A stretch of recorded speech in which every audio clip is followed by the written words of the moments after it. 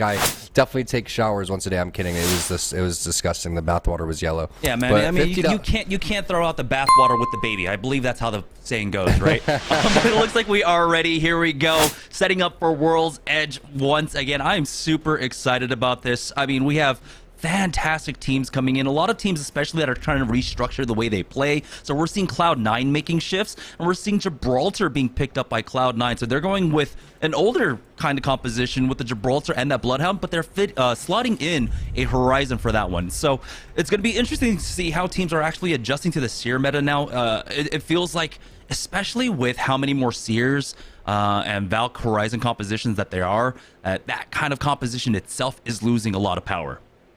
Well, you think about Gibby and why he's so successful, right? And you have a lot of different options, but the dome, but it's a lot about the reses that happen inside of the dome, because if you place the dome down, you're either trying to heal or you're trying to hit a res off. Seer's able to cancel that. We all know that. So it's very difficult to be able to counter these type of things. When you look at C9 and you look at their strengths, though, Rocker is a phenomenal Gibby, and Naughty's best legend is on Bloodhound. So this is just comfort picks for them. And sometimes comfort picks will go a long way. First, we're looking at the 50-50 happening between Deeds and the Tripods, I believe, going up against ESA. Yeah, this is the 50-50 that never will end. I mean, we saw this one persist for round 2, round 3, going in for the chase. Nickmercs on the drop down, trying to chase after one more. Does get the knock onto one. Does trade it back. I believe they were going for the res on the other side. We'll see. Gentrifying is the only one up for Tripods now, as he goes ahead and tries to push that, but the Newcastle using that passive for now, trying to get through the knock shield, has to get through the mobile, and he gets flanked. Esports Arena will get the first frags of the game. That's going to be Tripods out in 20th. That was interesting. I felt like Gent could have sent past that knockdown shield, and he was kind of like dancing with the knockdown shield. Nickmercs did a great job of placing the barrels down, hitting his shots, missed the grab lift over towards the height, but that's, again, the power of Newcastle, right? When you have an extra teammate alive, that's what the teammate's supposed to do, because you either have to go and stop the Newcastle res, otherwise you're going to be having a 3 versus 1, and when that opportunity comes, the third player from the team goes and puts his focus towards your side. Now we're taking a look at complexity, and the shots are coming through, and you already know who this is most likely going to be. Big guy, it's Monsoon. Just looking at the movement, you already know it's him. Oh boy, Oxygen already out too, and it looks like they're about to be the last squad out. Protectable has been spotted. Got some decent damage off there as he backs away now, but looks like quite possibly, yep, the third party is coming in, and Nerf spots that one out, and they've been able to do this time and again, and so we'll see how many of the kills they end up picking up here. Devo, not turbocharged. It's okay, might have been enough to try and get through. It looks like the res might have gone off, as Team Nerf actually not able to pick up as much off of this third party quite yet, but it has not finished, as Nerf will be able to secure at least one more down. I have a feeling there's going to be more teams coming through over here. You can see Boxa T getting a knock with the Wingman and the kill feed. That's going to be on the other side of Fragment. You can still the same side, but you're on that bridge coming from the no-name area. There you go, double Seer ultimates. And Nerf didn't take that as clean as they would have liked. I mean, the question is, Jamerson, do you think you continue to push with that Devo there? It was a great res, but the Thermite was very well placed. Yeah, unfortunately didn't have a mag on it. Maybe if he had that, he could have gone for it. You can see now Nerf charging forward.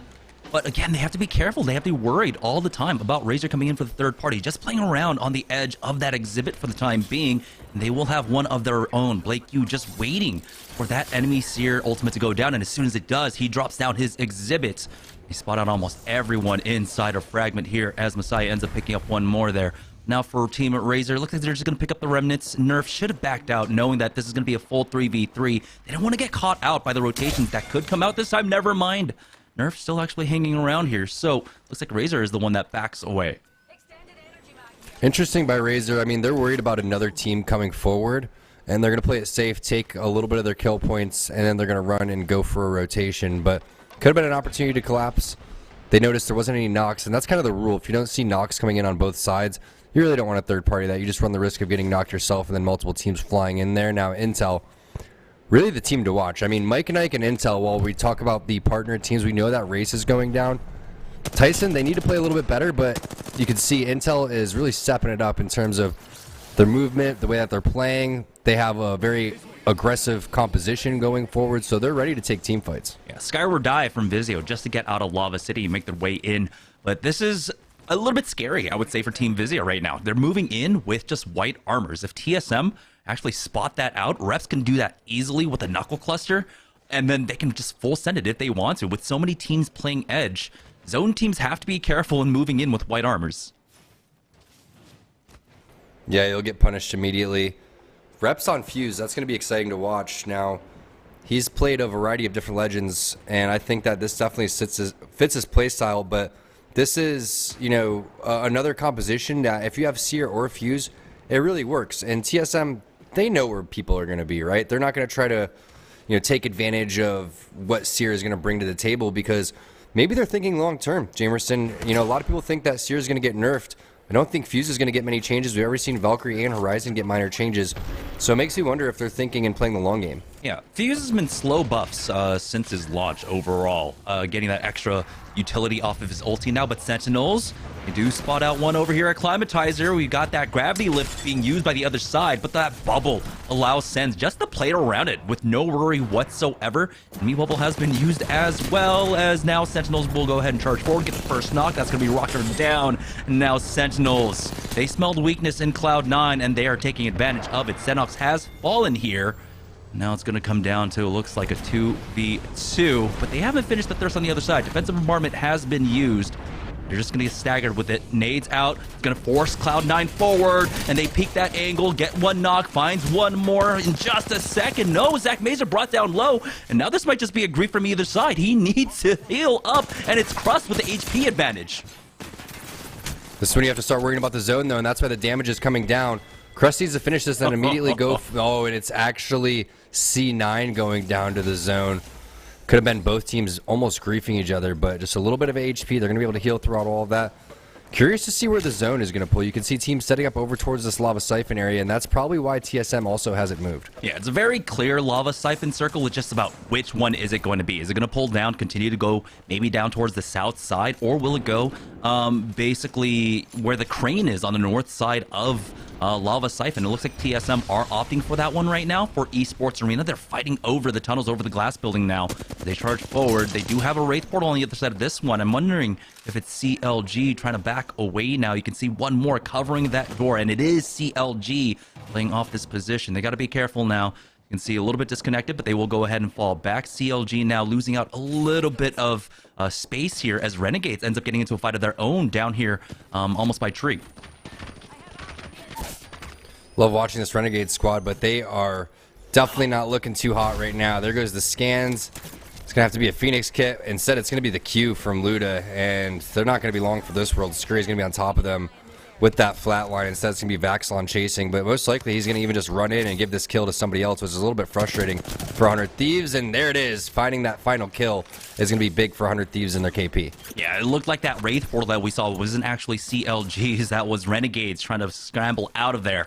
Now we're down to 14 squads in round number 2, 41 players. So one player currently missing right now, as I believe we saw them getting thirsted just off on the edge. That was dropped, picking one up over at Fragments. Sentinels is up there on the north side. Now we get a better look at the ring. It is going to continue to pull towards the northern side of Lava Siphon.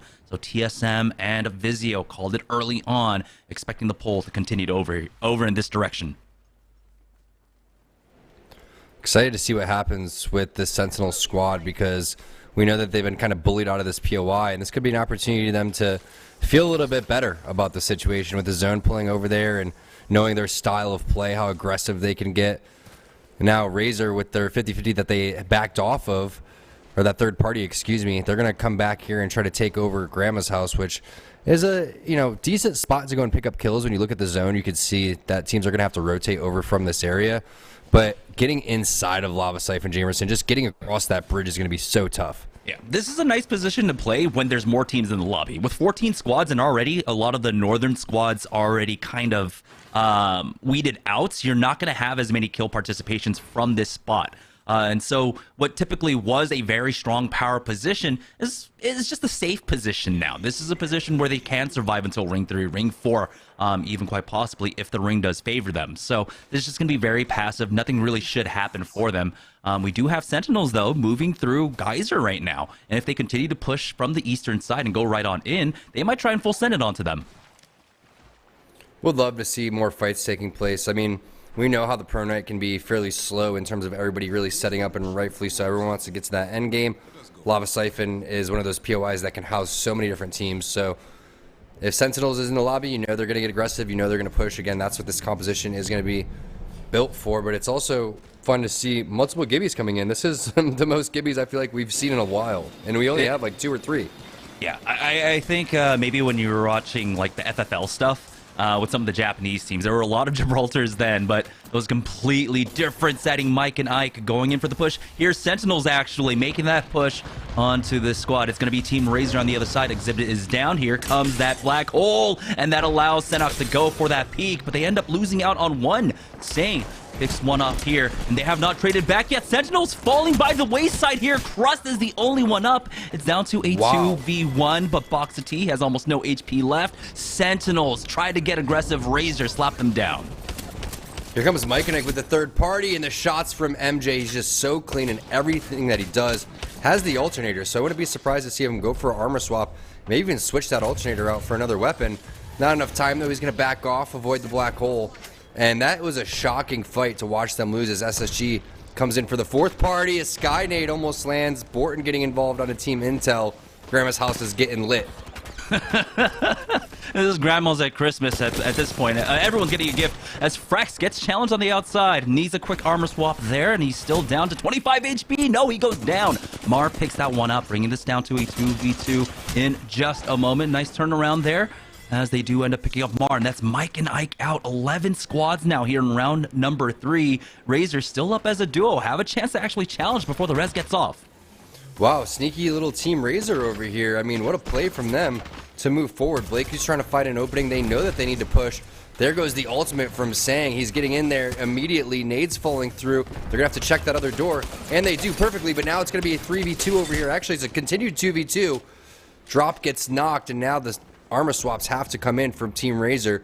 This is Team Razor on another level here, Jamerson. We haven't seen them playing this clean in quite some time, and they eliminate SSG. What a move to get out of that third party, kind of bait and switch with Mike and Ike, and then come back to finish them off. Yeah, that was a great re-engagement from them, pulling away from the fight and then re-engaging at the end there to clean up and get their position back. And they'll have that res as well. There's the respawn beacon right on top of them. So it's going to be no worries whatsoever. That's almost all the northern teams now gone, having rotated to the south here and fallen. And everyone else is basically inside of Lava Siphon. 9 squads remaining in round number 3. Everyone has their own home. There's plenty of real estate. I haven't seen Razor make those type of high IQ plays and execute on that level all season. Something's up in terms of they know the situation. They need to start putting up some massive points. Holy shots right there from Verhols taking down Rambo. And now the push from TSM is on, and this is what this team specializes in with this composition, especially pushing into buildings and executing on that. As Razor continues to get knocks, they're going to get one onto Jet, and that's the finish right there onto Rambo. So TSM and Razor splitting kills on Team Intel. Yeah, and TSM, again, just have a really good understanding of what's going on. That north side is clear. If we take a fight up here, the chances of a third party, extremely low, especially with Reps playing that anchor. Once again, he's not on the Gibraltar, but he's still playing anchor and is able to provide a lot of utility, a lot of support with this fuse. Those knuckle clusters, he has that mother load as well to drop down from long range. And so TSM playing as a 2-man with Hal and Verhols up front like that, it's just so incredibly strong. For 100 Thieves, though, they're trying to play off this choke right now. A lot of ordnance coming in. Here's the gravity lift as Vaxlon is going to go for that peak now. And it looks like they will have the angle. Nice little movement there to get behind and finish off Resulta. That's G2 about to go down. G2 wasn't ready for 100 Thieves to come through in such a awkward area, right? This is a spot that it's kind of 100 Thieves like, right? They play these weird spots, and then it's like they know where the zone's going to pull, and if they don't find the right spot, they end up rotating into the God spot a little later on. One of the things that comes to mind, they're in right here, but I believe that yellow crane is a playable area right now, and that is definitely a spot to watch out for as teams go for a skyward dive. Yeah, typically you don't want to do it until the ring closes. You don't take that one early just because you can see how much high ground is still available for teams to actually have an angle on that. But once that ring closes, that crane turns out to be one of the best spots. as long as teams don't have the nades, they can't get the nice sky burst onto you. As Esports Arena might be one team looking for that right now. They are playing just to the south of one. We do have a team trying to recover, and it looks like Turns will get firsted off. Unfortunately, getting caught out here, really wanted that massive. You can see Phonyhead is the one that's going to be able to pick that one up. So a nice little pickup for Esports Arena there. It's funny, usually ESA is playing like Loba, and they could just go and pick that right out of there, but now they switch up their team composition. Turns not playing on Wraith. Maybe Wraith would have worked out in that type of instance right there, and saving Private Turns didn't really work out. What's weird is, how did Messiah's banner time out, and why was there a Horizon Q on the ground when Forcey's playing Seer? How does that add up, Jamerson? I don't understand. Actually, I actually don't know. Or maybe they might have used it on the other side from ESA to try and get him from behind that drop so that they don't have to overextend to secure the thirst. They threw it on his body, baited him like he was going to get back to his teammate, and then he dies. It's some sort of weird like counter collusion. I don't even know what to call it at that point. All right, here's Team Razor though, starting to make a move now. They're actually going to play off that bottom side of the crane. Boxa T can control the top if Sane wants to.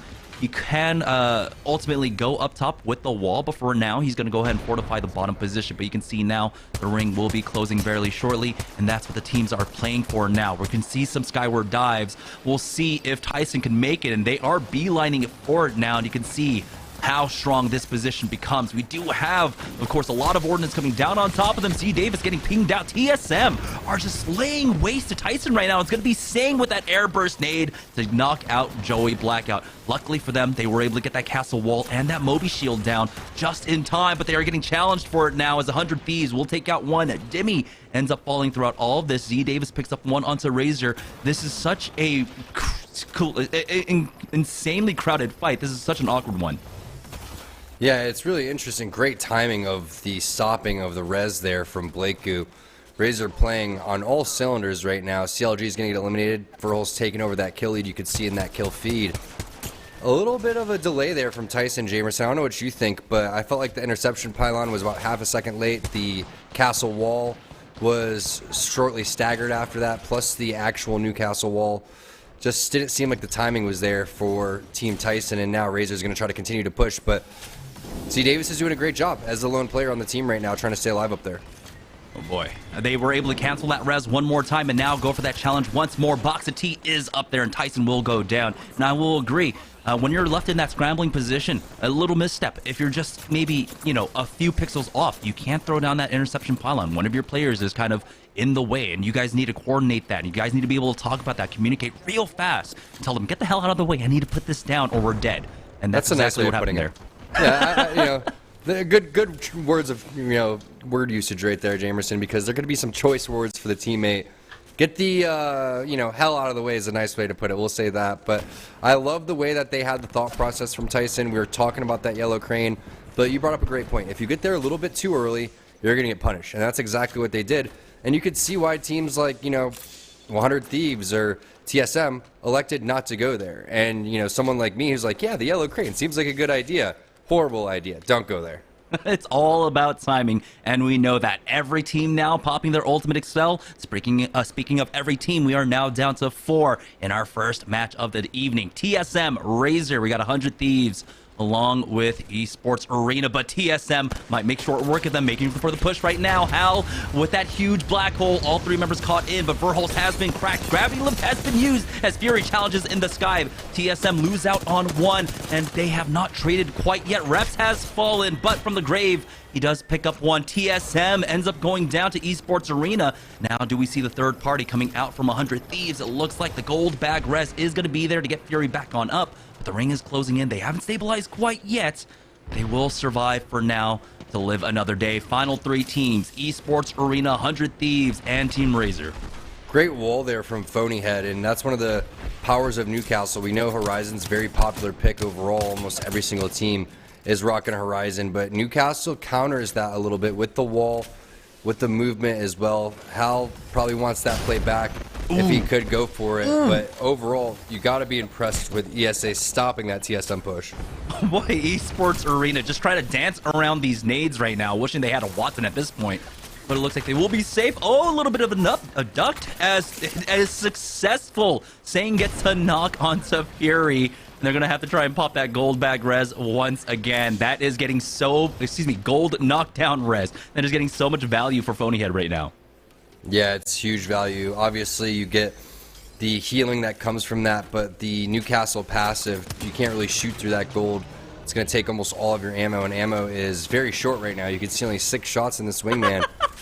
And running out of car ammo probably too, is all teams feel like they're focusing ESA. Missile swarms on missile swarms, abducts and abducts, and this is getting wild from ESA's point of view. Oh, this is so bad. That was 2 abducts, actually 3 in a row, right? 3 gravity lifts being used on them, as both teams are really trying to focus them down, both Razor and 100 Thieves. Neither of them really under pressure to move out quite yet. 100 Thieves is possibly closest with the center of the map, and you can see Razor now also having that high ground. Phonyhead going for that castle wall, but he might actually just fall to this missile storm here, narrowly surviving. It's Swag that ends up going down. 100 Thieves finally successful on getting 1 knock. Phonyhead, you can see with 1 HP about to fall. Scurry will be able to pick that one up. Now only 1 player remaining on the Razor side. This is going to come down to the final 3v3. It's 100 Thieves versus Razor, but Razor might make that push first. You can see now with a height take coming out from 100 Thieves right on top of 1, getting behind that. As that singularity does come down, allows Fury time to try and rat this one out. He does at least get that bat off, and you can see Scurry wants to finish him off as quickly as possible. He actually gets the full heal, but now they're going to focus him down to cure that thirst onto that rat. And now it's going to be the top 2 teams. Razor still up top up against 100 Thieves, but they've got the angle. Onmu is caught out, and now it's down to a 2v3. 100 Thieves trying their best to fight back. Quick armor swap there will not be enough, as now Razor pushes behind the shield, gets that knock. Only 1 trade there for 100 Thieves, and it's Team Razor taking the first win of the evening. Amu just slightly out of position there, but the great awareness from Razor. Not only that, Fury staying alive, taking a little bit of the resources and the attention away from 100 Thieves, buys Razor time. And not only that, Razor segment side, are we going to continue to see more fighting taking place? Is Nerf going to get involved from the west side? Is Razor going to continue to rotate from the Overlook area? There's a lot happening just in the beginning of the game. Yeah, and it's important, especially if you're an edge fighting team taking fights when you have a drastic ring pull to the south like that. You cannot dawdle about. You have to make a move quickly, and those fights need to be finished off much faster. And you have to be wary about the ring damage. Remember, the changes have drastically changed how those 50-50s take place now, or at least those fights on the edges take place now. But here we go, heading into game number 2. Let's join on board with our winners from game number 1. Like you said, dropping here at Overlook, they will be continuing to look for that third-party attempt, I imagine, throughout World's Edge. The thing is Jamerson, what do you think? Do you think that it's going to happen similar to game number 1, or do you think that everyone's going to kind of adapt and realize maybe we should just split the loot and kind of peace out? You know, there's a lot of different strategies and layers that pro players make after the first game. Oh boy, hold on. We have another 50-50. It's going to be Mike and Ike over here at Big Mod right now up against Oxygen. So Oxygen did try to make the adaptation that you were wondering. They were the first team to make the move. They dropped over here at Big Mod, and now looks like it's a small little punish. Another 50-50, of course, taking place over at Landslide right now. ESA currently have that lead up against Nick Merckx and the Tripods, and they've also finished off Deeds. So that might be Tripods going down in 20th, unless Mike and Ike can put a stop to Oxygen right now. Really smart plays coming in, trading reses potentially, the stop of the res, and now a little bit of a peek around the corner. Mars should just heal up, and I think he understands that situation. MJ is going to drop down. They need to completely reset, and hopefully they can find some medkits and kind of regroup over here, find some loot along the way. MJ has a medkit, which is going to be big, but Mars still needs to find more healing before they can approach this. Yeah, I'm wondering if that Vizio intel is still happening at Lava City, because the longer this takes place, there is an opportunity for either team to try and move in. We do have Tripods going down once more in 20th place Esports Arena. We're able to leverage that first team fight win in game number 1 to a top finish in game number 1. So we'll see if they can do that once more for Oxygen, though. They have been able to reestablish themselves, get up. Kubsky still underneath Big Mod right now, but we'll see if he can make it out alive with the rest of his squad. He is the one without mobility, and he does actually make it back. And so now they're going to back away, going into Geyser. We'll see, though. Mike and Ike themselves are quick on the move now, going towards Lava Siphon, but they might be rotating straight into TSM. Really quick, I want to take a look at the map. So if production could pull up the map, or if the observers could pull up the map, I want to see what other areas could be free. on the rotation or just in general, the zone is going to pull northern side over towards Skyhook. But it looks like if you're gonna go over towards the northern side, there's a lot of Skyhook available, right? I mean, SSG drops over towards Lava Fisher, and my rule always was when you were playing in tournaments, and I feel like a lot of teams, adapt this rule or should be adapting this rule. Hey, you could practice your 50-50s all you want, but there's so much more that you could practice. You could practice your 50-50s in a ranked game or in pubs even if you really wanted to, you know what I'm saying? But the rule is with Skyhook, you could house 3 or 4 teams over there. So if you're struggling, that's a great POI to go over. I'm not telling these teams how to play, but it's just some food for thought in terms of if you want to continue to play the game and if you don't want a 50-50, Skyhook's most of the time available. Yeah, no Team Liquid today, and so I believe Fragment West is already been taking over. So Skyhook West is free, and I believe that was picked up. So I keep saying this. Skyhook East might be the spot that you're looking for if you're still being contested right now. Vizio made the change to go to Geyser after that first 50-50, but on the rotation here, it looks like Team Tyson caught out one from NRG. That's Nathan going down. We'll see if they can get a little bit more, but oh no, Z Davis caught out in the open and is able to make it behind cover just in time. Team Tyson staying alive as CLG are getting involved in this one from range, but they themselves are getting challenged now. And Dimmy is going to need some time. It looks like he's going to try and set up this interception pylon quite possibly in a safer position or just upgrade for that blue here at the replicator. Yeah, he should have enough crafting materials. One of my favorite changes is team crafting materials get picked up overall. Nathan on that Pathfinder, he was the first one to get dropped, and they're pretty far away from the banner as they're going. Oh, that's always nice. Just a gold helmet, Jamerson. Everyone loves that. Kraber, Mastiff, nope, gold helmet for you.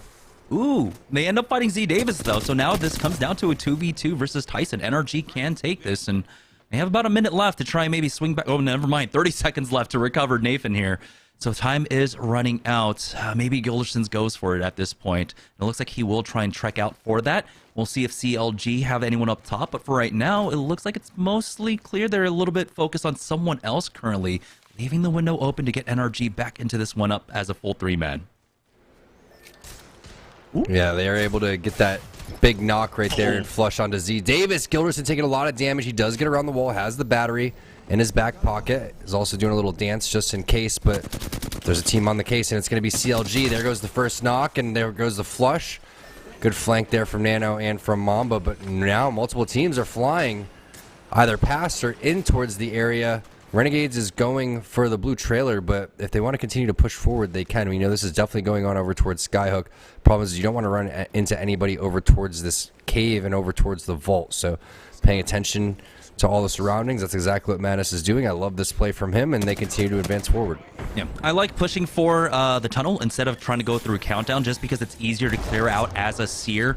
The distances, you don't really have to worry about anything. For Team Razor, though, currently now in Geyser, I think they are in the middle of a fight. Singularity has been dropped down as they charge forward with that Moby shield, and so saying we'll be able to stay safe. This is our winners from game number 1, currently in the lead, I believe, by 6 points up against 100 Thieves. They're trying to keep that now. Team Mike and Ike is on the other side of this fight as they fight in the zone. Not too far off from the safety of it, but again, we've seen the kind of pressure the zone damage puts onto these squads right now.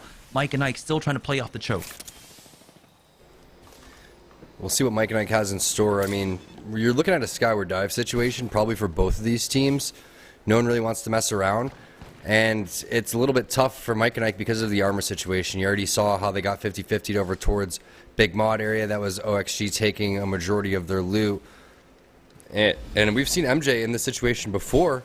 They were pretty successful, but they're definitely going to have to do some sort of crafting or maybe some long-range poke. Maybe MJ passes that over to one of his teammates. Speaking of crafting, you could see what Razor was up to. When you're able to control that craft, you're able to stay even over towards the end of zone number 2. You can't stay in for zone number 3. It's going to eat you alive. But I like the thought process from both of these teams. Back off, reset, and we saw how that was successful for Razor in the first game. Yeah, I think for Mike and Ike themselves, they just really wanted the replicator.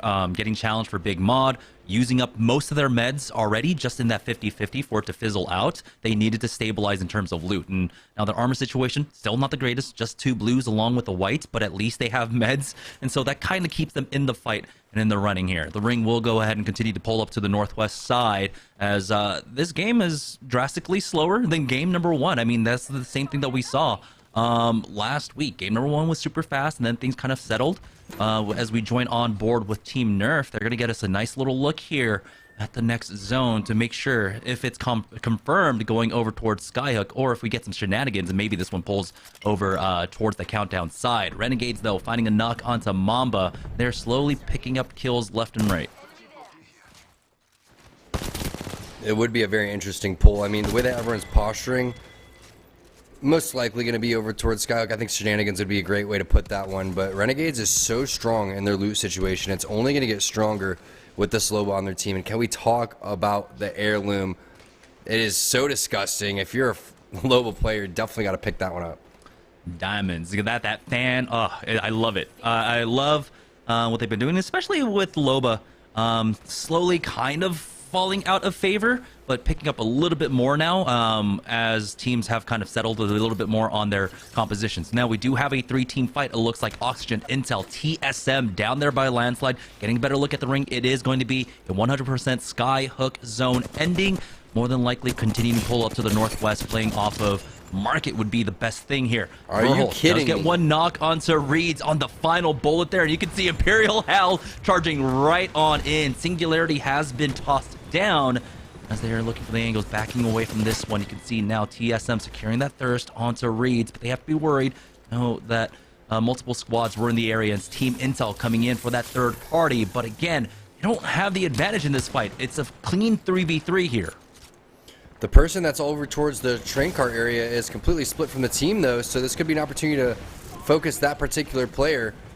I wouldn't want to mess with Verholst, though, after seeing those shots. The one clip at the flat line from downtown. Great shots with the wingman right there. Rambo's taking a lot of damage, and there it is. Verholst with the initial knock with that flat line. Dude is absolutely ridiculous with the tracking. And now you're going to have to deal with the rest of TSM throughout this situation, and it's going to be double fuses throughout this fight. The two teams playing this legend going to be duking it out over here, and the way that TSM took that fight so cleanly, Intel thought that they had the easy third party, but it wasn't as clean as they were hoping for, and now they're on the ropes. Yeah, completely separated. Jet loses out on that 1v1 versus Verholst, and this is the man. We've been talking him up for so long now, since his introduction on Series E, since we saw him basically play things out. Series E Season 4 qualifiers. We knew big things were going to happen, and he is proving us right so far. Team Intel do at least get away with ICRBR there, but he's going to play this one out as a solo. Team Vizio, though, in a fight over the train station on the north side of Skyhook now, already losing out on board, and that's going to be Sentinels now pushing forward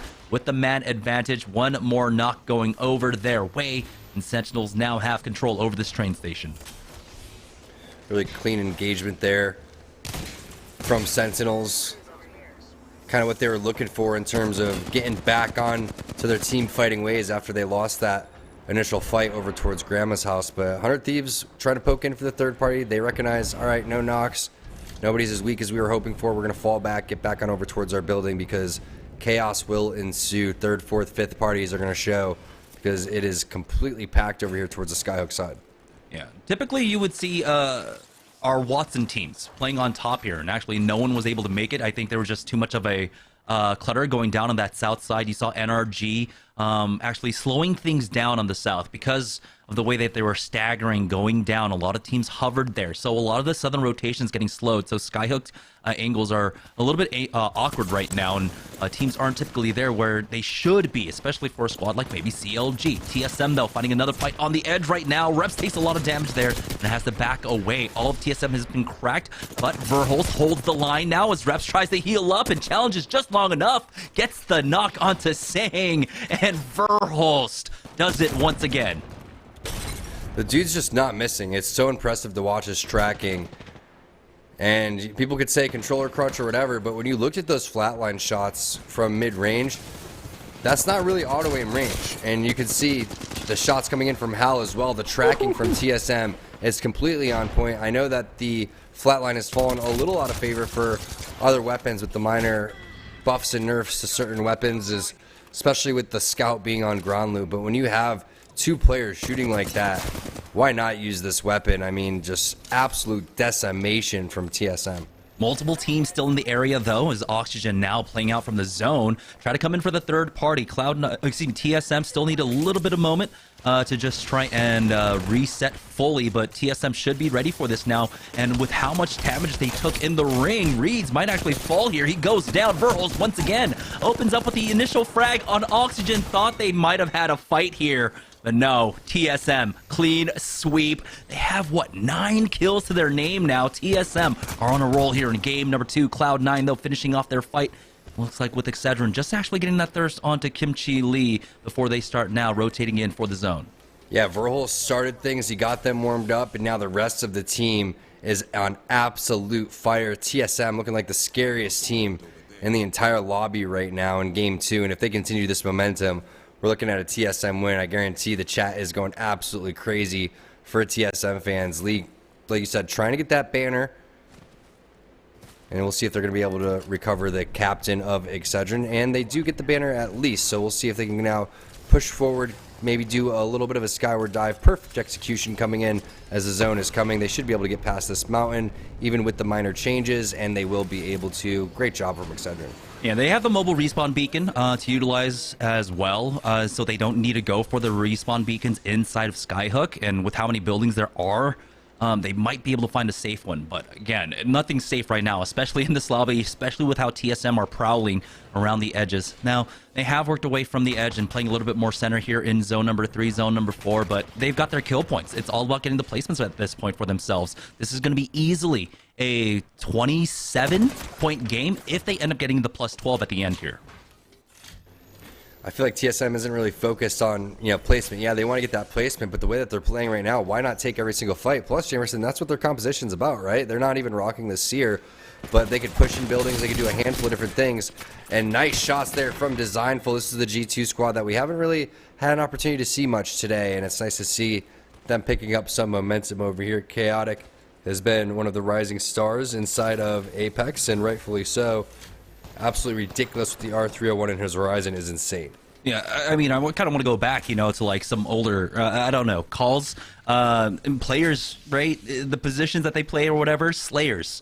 That's what a lot of our controller players are now. In this meta, they are just absolute slayers. So Chaotic, Verholz, we are seeing that coming out from these teams right now. And it has been the rise of controller for the last 2 years or so. And it's been great to see because, again, like you mentioned, it's not all about the aim assist. Sometimes you're playing out of that range and you have to just have the raw skill, and they're showing it here. G2 making the rotation now with that northwest pull. This is going to be a fairly standard traditional circle going over towards that market side once more, and teams are already set up for it. One of my favorite things to do is watch players like Jen Burton, who plays on controller for maybe like 6-7 hours on his stream, and then he switches to MNK. Dude's an absolute monster. Not a lot of players can actually do both and be equally as good, but look at the setup from Chaotic. He's almost got the Exodia over here with the gold armor, the gold helmet. We'll see if he even has a gold knockdown, but this is what you're looking for G2. You're trying to find out where the rotation is going to be. You know you need to do a skyward dive. Maybe you coexist over towards the market side. You want to get over towards that high ground as much as possible on the roof so you can make your move. And surprisingly, the middle area is available for Mike and Ike. You would think that there would be a team in here. Again, we had that huge pileup on the south side that started off with NRG losing 1, and that slowed a lot of the rotations out from the south side. And so, yeah, this leaves a lot of this building open. I think teams kind of focused more on that northern side, playing off of train station, playing off of market, playing off of the diner building for the most part. There is a chance this ring can pull onto the center post. But again, I'm still counting on this one going towards market side because that is what we see almost, 95% of the time. Correct. That market ending is very popular. Then you have that kind of fence ending over towards here between the two. Going to get a lot of information over here. And yes, it does lead away. And it's going to continue to go on over there. It's one of the most popular endings, like you mentioned, about 90%, I would say, as well, is a very good guesstimate. But, a little bit of a missed opportunity there from Mike and Ike to kind of punish TSM on the rotation. Speaking of punish, Renegades is eating it. C9 coming in. Zach Mazer, that was an amazing moment. That was an amazing moment from him. Nasty plays on Horizon. Sentinels, I think, having to deal with 100 Thieves right now on top of the Diner building. They were able to make it on in. SSG coming in for the third party up against Cloud9, getting that re-knock onto a Rocker, and they will be able to finish them off, but they are left scrambling themselves. It looks like that gold knockdown on the wrong Legend, but they have time to reestablish themselves as Nerf. Ends up getting cleaned up by G2. 9 squads remaining here in round number 5, as it looks like 100 Thieves are going to make their push of their own right now. You can see the Singularity is still there for Scurry. They're waiting to hold that one down. That Grav Lift is controlling the door for the time being, buying some necessary time, but the angle is clear for 100 Thieves. There's only one doorway really to play off of. A nice little nade. Singularity has been dropped from either side, it seems. Now 100 Thieves just looking for some more nades, something else to utilize in this fight to make it easier for themselves. Problem is for Vaxlon, he has to only use this PK. He does have a thermite. It's going to be well placed. Now he's going to go with the grenade, the frag grenade. I love the plays from Vaxlon. Doesn't do nearly as much damage as they were hoping. Now everyone from 100 Thieves ends up losing their shields. Amu with the quick armor swap. 2 players are going to drop. Scurry coming around the corner, and an absolutely ballsy play from 100 Thieves. They know they needed to loot. The zone is closing directly at that time, so they needed to take that fight quickly. SSG just got a little bit too turtled, mainly because they didn't have the resources in terms of grenades, and they didn't have their resources in terms of their abilities. We saw them use the black hole a little bit earlier, and that ended up coming back and costing them just a little bit. Great moves from 100 Thieves. The CLG's now on the ropes. Mama's the last player alive. This is going to be a little bit of a combination of Razor, who's still in this one, and TSF. So very similar teams from game number 1 in this one, Jamerson. Yeah, Razor, Mike and Ike, a lot of squads caught up in the scramble here, coming out from that post. But it's mostly TSM picking up these kills, and oh my goodness, 11 kills for their names right now. TSM are on an absolute tear. Now they just need to secure that dub. For Sentinels, though, they end up losing out on one. It's Imperial Hal picking that one up, but the bubble res will get him back on in Esports Arena. Going for the Chow, Kraber, no scope, and he hits into the arm shield, unfortunately eating up a lot of that damage, and ESA will fall. G2 has gone down to 100 Thieves as well, and now we're down to our final 3 squads. TSM, though, are still on the hunt, and they are moving like it's only just one squad remaining here. Hal getting that knock onto Onmu, and TSM are making quick work of this lobby. It's the final fight. It's going to be Sentinels. TSM now squaring off in the market here as Sentinels try and apply the pressure, but Senox gets swung on. He is the first one to fall. Reps picks that one up. Lou does trade back for one at the very least as Crust gets an arm swap left down to a 1v2, but it's TSM that mops up the lobby for the win here in game number 2. I cannot wait to see how many kill points TSM has. They absolutely obliterated that lobby. Could be one of the biggest games. Well, fortunately for us, because we get to see it almost every time, I don't think either squad really wants to change up their landing. ESA has been there for quite some time now. They've been along with tripods, so I don't think we're going to see any adjustments there. We did see some adjustments in game number 2. Oxygen, after their fight in Fragment East, they ended up swapping on over, going towards Big Mod, causing that fight with Mike and Ike, which it kind of fizzled out to both teams just rotating out from that. But here we go, heading into game number 3 on World's Edge. Let's join on board with our boys from TSM, going down once again towards Lava Siphon. It was a hard-earned victory, which, well, I say hard-earned, but the 50-50s went like 20-0 in their favor up against Sentinels here. Yeah, no doubt about it. TSM is playing out of their minds, and a lot of that has to do with, yes, everyone on their team, but it started with this man. Realistically, his flat line was completely on point as we see what's going on with the landslide area. And I would just like to point out of all the places a 50-50, why landslide? Yeah, landslide is such an awkward one, especially if you're not a center zone squad, right? You just want to go for that quick rotate and have a pretty high likelihood. I don't know why, but the beacon here just feels like it has like the highest spawn rate than any other beacon on the map right now. For Esports Arena, it's all about challenging height, keeping that height for now. I believe both gravity lifts still on cooldown for the time being, so they don't need to worry too much about challenging that. Now, what I want to see out of tripods is trying to utilize that gravity lift to get some barrels up here. That is one thing that you can do. I believe if you have that right height, you can get it up here. Oh, they are off caustic now. Okay, never mind. Swag takes a lot of damage. ESA has to be careful. This is going to be a worse gun combination, realistically. 30-30 Mozambique No scope coming in. I mean, nice job cracking shields at least, but no med kits coming out. And the longer this fight takes, the more likely you're going to get third party. We already saw teams rotating a little bit early. Renegade's going to get a knock right there onto Mar from Team Mike and Ike. The Thermite, if it connects, that's going to be big damage. Instead, the Missile Swarm's going to come down. This player is a little bit on the ropes, but again, it's so difficult to hit these shots without a scope on the 30-30. Eventually, these teams may just want to back off. I mean, it's right around that time here with the zone closing that they need to start full setting this. Yeah, nice little ping, though. They do note that there is at least one player that's isolated off on the left side, but it looks like those two might have been able to back away to rejoin. Tripod's still here, stuck on the low ground. Gentrifying is trying to find something. Gravity lift being used just to back away, maybe cause some visual clutter. Tripods will go ahead and disengage from this fight, and so they don't go down to the 50-50, but they don't win the 50-50, and they don't lose the 50-50. NRG are here for that third party that you were worried about, Tom. Yeah, it's the timing, right? I mean, they danced around for so long, and now NRG is looking like they could potentially, kill both of these teams. There's no reason that they couldn't come through and clean all this up. Swag's going to get a knock onto Deeds, so they probably continue to keep that high ground, but that's so unfortunate for Tripods. I mean, once you don't have that platform over towards the yellow crane, it makes things so difficult, but now NRG is going to try to finish what they've started, and it looks like they're going to be able to. Yeah, here's Sweet now on the door. He does get swung out by the two, but he has taken no damage whatsoever. Singularity has gone, oh, excuse me, that's a grav lift going down. That's Tripods out once again. Third game in a row, no points for them whatsoever. CLG coming in for the rotate now. We got three teams once more, and this is the pileup that we saw in game number 2 happening again. This time around, though, NRG have been able to survive, pick up a few kill points, and CLG, we're just poking and prodding. We'll go ahead and back away and maybe try and find an opening before they commit.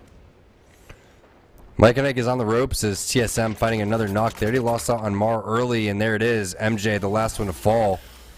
TSM picking up where they left off in game number 2 with their 29-point performance. We were really hoping for that 30 bomb, Jamerson. I mean, heck, I thought it was going to be more than that the way that they were playing. I felt like they mopped at least half the teams in there, but this is a big fight happening over towards the tunnel side. Sweet, the only one with gray armor. Could be a little bit deceiving. NRG still has those purples in their backpack if they wanted to go and use those ones, but they're going to back off and head back on over towards the landslide area. If we could take a look at the map, that'd be great so we can see where the zone's pulling and where these teams are potentially going to be rotating. Looks like they're in the zone over here, excuse me, for NRG, so it could be a handful of different endings. Yeah. Never mind. It's going to be a northwest pole coming out, and so we're going to have big the time second Trials. northern pole. Yeah, playing off of Trials is going to be incredibly strong for SSG, but 100 Thieves are taking position in that compound to the north of Sniper Hill. We have seen that ring pull before, but we also have that opening to the west of Trials that we're actually keeping an eye on, I believe, for this one. But this is also going to be a very important ring where you can get a ring 2 scan to really secure your position, maybe a ring 3 scan for yourself as well. Still a lot of teams on the edges right now, no one working their way on in. And so 100 Thieves have to be careful in how they want to defend that position because they can still get full sent on. For Team Esports Arena, we have settled over here on the Fragment West side for now. And this is looking a little dicey for them. White armors as Cloud9 end up getting into a fight.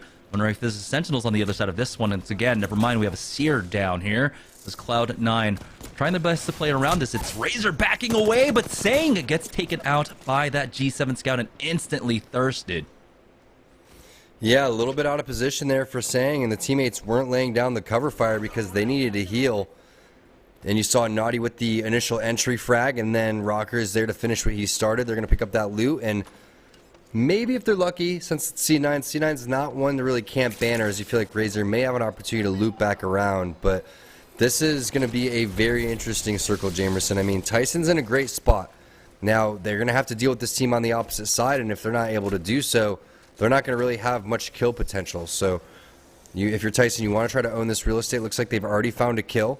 I like Z Davis putting down these fences too, so no one's going to be able to make their way up on over towards the high ground. So this is the perfect composition for the situation because it's going to be you're either inside already, like a team like Team Tyson, or you're going to be fighting on the edge the entire time like a team like C9. I'm expecting maybe 4 or 5 teams to make it over towards that end zone, unlike we had in Skyhook where you had a lot of teams coexisting.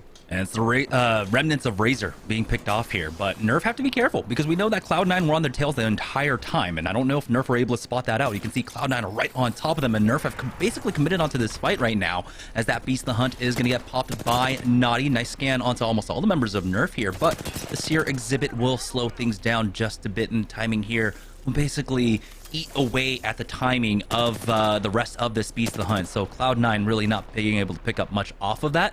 But if they can find some ultimate excels, they can try and make another push onto Team Nerf. For Excedrin, though, they find themselves in a fight down here on the south side in that connecting area over by Countdown, as Renegades end up getting into a fight of G2 as well. So the action was a little bit slow in the beginning, but is now picking up G2. The next team to go down, it looks like NRG finally find the rest of the commit onto CLG, finishing them off in just a moment here, pal. Okay, a little bit worried there. They might get double meleeed. Oh no, Luda ends up falling here and getting instantly thirsted as well. Renegades now up against NRG, and it's NRG, who after 2 games only had 1 point, but they're looking to pick things up here in game number 3. Yeah, they're not happy with watching TSM pop off. You know that they feel like they have the potential to go and do so. In order to do that, they're going to need to run around and mob together, shoulder to shoulder, taking fights. And looks like that's what the plan is here for NRG. And you like that third party coming through. It was well timed. It was well executed. They started off rotating over towards landslide in the beginning of this game, taking down tripods, and now the timing has been perfect coming outside of that tunnel. I also love the play from Kimchi Lee to play patient instead of getting aggressive on the one player that was using the knockdown shield. He waited, the flank came in, they double teamed him. That way none of them get knocked, and now NRG has to kind of back off from that potential third party as well. All right, intel. Don't know exactly who they're running into. It's going to be the Bloodhound, so possibly Cloud9 on the other side of this one. They didn't get the initial 3-2-1, but they might get the knock. Rocker will fall. That's Phonyhead, actually, from Esports Arena. And C9 accidentally moved into a sandwich here, and Esports Arena are able to take advantage of it. We'll see if they can finish off the rest of Cloud9, but you got to imagine that maybe the pressure from Intel on the other side will stop them from going for that drop down, because they do need to maintain this pressure. A lot of teams here still at Fragment West. As you can see now, Nerf moving in, Naughty going down, Cloud9 on their last legs. Tough break right there. You don't really anticipate teams sitting on over towards the edge, but again, with the zone pulling so far over towards the northwest side, you know that if you're not in there, you have to wait, and you have to try to pick up kill points as long as possible. And a lot of these teams haven't even moved like Team Nerf. ESA, yeah, they made the rotation to get out of there from landslide, but Nerf, this is where they've been landing, and they've been just big chilling the entire time, waiting for fights, and they could be rewarded with some kill points. Yeah, everyone looking for a fight here on the southeast side, the basically opposite direction of where the ring is pulling right now. And so that's what our edge teams are basically kind of using for the rotations right now. You can see one spotted out. Unfortunate there. It looks like a DC getting punished by Messiah, picking up a free kill. You hate to see it, but you know, Nerf, they gotta do what they gotta do at this point, as Esports Arena will get eliminated, and Team Nerf pick up the +3 right there. We're now down to 14 squads. NRG looking to make it 13. They have their next team on the chopping block here. Gilderson's just spamming angles as that team tries to back away, and all roads lead back to Fragment West, it seems. Hey, if you're trying to secure your spot in Series E for the next season, all things are fair, except for, you know, like DDoSing the enemy team and stuff. That, I don't know, we're never going to go with that. But, you know, there was a split second where you look at that player, you're like, should I shoot that guy? And you're like, yeah, I need the points. I want the points. And I feel like they do the same to me. But NRG now looking like they are making their rotation away from the zone and coming all the way towards that Fragment West side, possibly spotting out a player. You can see the pings are going down. This is a very vulnerable spot, though. I mean, you're completely out in the open, Jamerson, so if there's multiple teams in the area, you're going to be done for. Yeah, and the thing is, they don't have a Valkyrie, so they can't spend too much time out here in the zone. Even though it's fairly close, there we go, finishing off Jet. That's going to be another kill point going their way. NRG have to constantly be worried about that ring timer. They need to move in with it. They don't have the luxury to even take balloons from here, and so they need to loot. They need to move out of the way and just keep on moving. The gold armor, though, will help out for Sweet, though, at the very least. And so he gets a lot of mileage off of this one, playing on the edge right now for NRG, though. You got to hope that they have a lot of heals. They see that respawn, and they want to desperately hang around for it because that's just free kills for them. But again, that ring pressure, no Valkyrie, means that they are in a little bit of trouble, especially if Nerf drop right on top of them. Yeah, Nerf was looking like they maybe wanted to land on a single player that was a little bit away from the area, but when you look at that zone, it's fairly far. But look at the amount of teams that are still in there. You still have C9, you have Intel, you had Nerf. That replicator was not free. So that's a smart move for NRG to move forward, get into the zone. We're taking a look at that pole. We were calling it out right over towards that trials area. So difficult. All these teams over towards the southern side are going to eventually have to go through TSM, and then TSM is going to have to make their way into the zone too. So it's going to be interesting to see what their point of view is like. Sentinels trying to make their way up. I believe that's going to be 100 Thieves playing off that sniper post, but the pressure, just the shot ringing out, not even hitting the Kraber. This is, of course, going to put a lot of teams onto alert here on the north side. We'll see if Sentinels can leverage that to pick up a few kill points for themselves. The Crust will have a chance to go with that gravity lift, but he has been spotted out on that scan. Only one player was caught on their scan from Senox on that sniper post, so there is an opportunity for them to try and full send it onto that one individual player. For now, Sentinels are going to slow things down just a little bit here. Cloud9 will be able to finish off Icy, the last member of Intel, bringing us down to 13 ultimately. Yeah, Intel not having the day that they were hoping for. See if they can bounce back on Storm Point, though, as NRG has been playing pretty good. I mean, this is the energy that we really were hoping to see. Everybody's pushing together. Again, shoulder to shoulder is the key for NRG. Got Sweet leading the way on that Seer, calling out where the enemy players are going to be, and that's all she wrote for OXG. You can try to turtle, but just look at how powerful that push was from NRG. They only took 50 damage as a team. No, these buildings were great, right? Back before Seer, but again, there aren't that many angles that you need to cover. So for Sweet, it's an easy ADS, and you know exactly where everyone is. And you saw the power right there of that Valkyrie. You have the, of the Horizon. You have the Singularity coming out on the outside. The enemy team can't even clear it. It's an easy 3v3 fight for them. They've had no challenge whatsoever. Gilderson's just peeking that angle, holding it, gets so much damage off as they go for that peek. It was just so free for NRG right now. This does come down to 11 squads, and we have Cloud9 now moving into Countdown, maybe on a collision course with NRG. Would love to see those two teams duke it out. C9 coming all the way from the top of the map and now making their way over towards the western side. There goes one player into the air, but Rocker is never really fully healed. He never had his full HP. Bubble is going to go down. You can see a defensive bombardment not for another 35%, so they're going to have to duke this one out without the utility. Zach Mazer doesn't have his Singularity either, so he's going to go and hit his cells and try to reset. Getting inside the building was the best case scenario for them. Fortunately, they don't get punished throughout that. I was literally wondering when they were going to heal. Now they're forced to heal, but Blitz, he needs to heal as well. Holy cow, the damage coming in from NRG. Now two teams going to coexist here. Yeah, so the collision course it is here. The train, the pain train coming out from NRG. They're going to try and full send it. They'll be able to clear that door with a knuckle cluster. Defensive bombardment is going to force them inside, but oh no, Gilderson's is a little bit backed off. Nice gravity lift just to get them out of that dangerous zone of that defensive bombardment. Nathan, though, eating a lot of it, and he will fall. Borden ends up picking up that knock, and now NRG on the ropes. Still trying to fight back, getting one knock onto Rocker, but Naughty ends up picking one more. Vizio coming in for the third party now to finish things all off. That's the swing in. Cloud9 will actually go down first. See, though, NRG still bleeding out on the floor. You can see Vizio probably hear them on the outside, and now there's just one player remaining, I believe, for NRG for them to pick up, and there they are, spotted out. And it's going to be Sweet trying to survive on his own. Very unfortunate for NRG there. Yeah, now you got the charge rifle coming in from, I think, Team Tyson up on the high ground. 6 kills, 6 assists. It's been a great game for NRG up to this point. Problem is, Jamerson, we saw it coming, right? There was one team in one building, another team in the other. You almost assume if you're NRG that is all of the same team. And you think, all right, they're split. Let's go and push this. That wasn't the case. And they ended up fighting two teams at once. Great third party there. Great patience from Vizio. Yeah, that defensive bombardment, that use of the gravity lift, I believe it felt like the comms were maybe just a little bit off. Not all three of them taking them at the same time. And so ended up getting a small mistake, getting punished there. Excedrin playing off of Countdown as this ring will go ahead and continue to pull up towards that northwest side. We have a lot of rocks in play underneath Raven here, but looks like Excedrin will go ahead and use that skyward dive. Maybe challenge for Team Tyson on top of Sniper Hill. As you can see, a lot of teams now in the area here as they spot one out. They're going to go for the back western end, and Actually, it's going to be free. So 100 Thieves are still playing on the bottom of Sniper Post here as TSM now making their push onto Vizio, along with Team Tyson holding it down.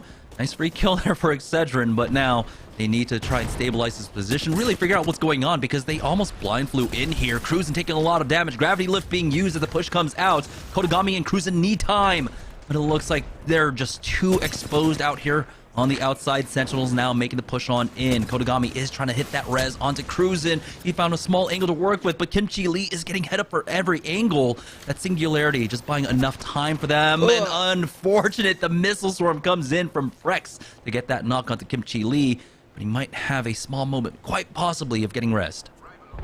Our observers are absolutely killing it over there at the Series E studios.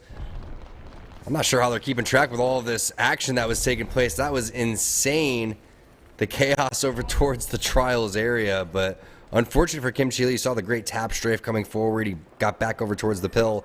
All in all, it's a missile swarm from Frex, but you also have Tyson griefing things over towards the top end side. They have a 30-30, they have a scout, and they have a charge rifle. That's toxic. Yeah, we're in our final 6 squads. I believe NRG might still be ratting this one out, and we'll see if maybe they can secure 20 points for this game. We're getting close to that range. They already had about, what, 13, 14 kills before things went south for them. And so there's still an opportunity to try and maybe secure a decent performance here and get themselves back into the game, into the second half when we swap on over to Storm Points. Team Tyson still playing on top of Sniper Hill, but the zone is going to force them out here.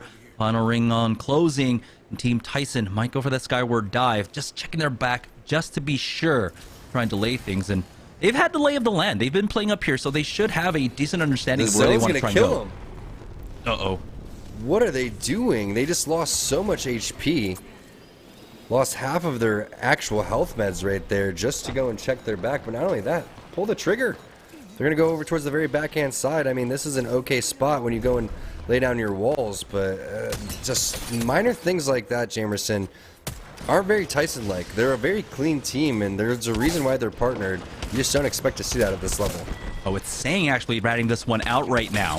So NRG has gone down. TSM picking up the stragglers here. Verholz picks up that last kill onto them. SSG has been eliminated, but TSM now need to stabilize. Imperial Hell almost goes down to the ring here, but it's just the two of them. And now they have a full 3-man Sentinels on the other side of this one going for that peak. Actually giving them a lot of respect. We do have Lou finishing them off. TSM down in 3rd place. Now it's coming down to Tyson versus Sentinels here.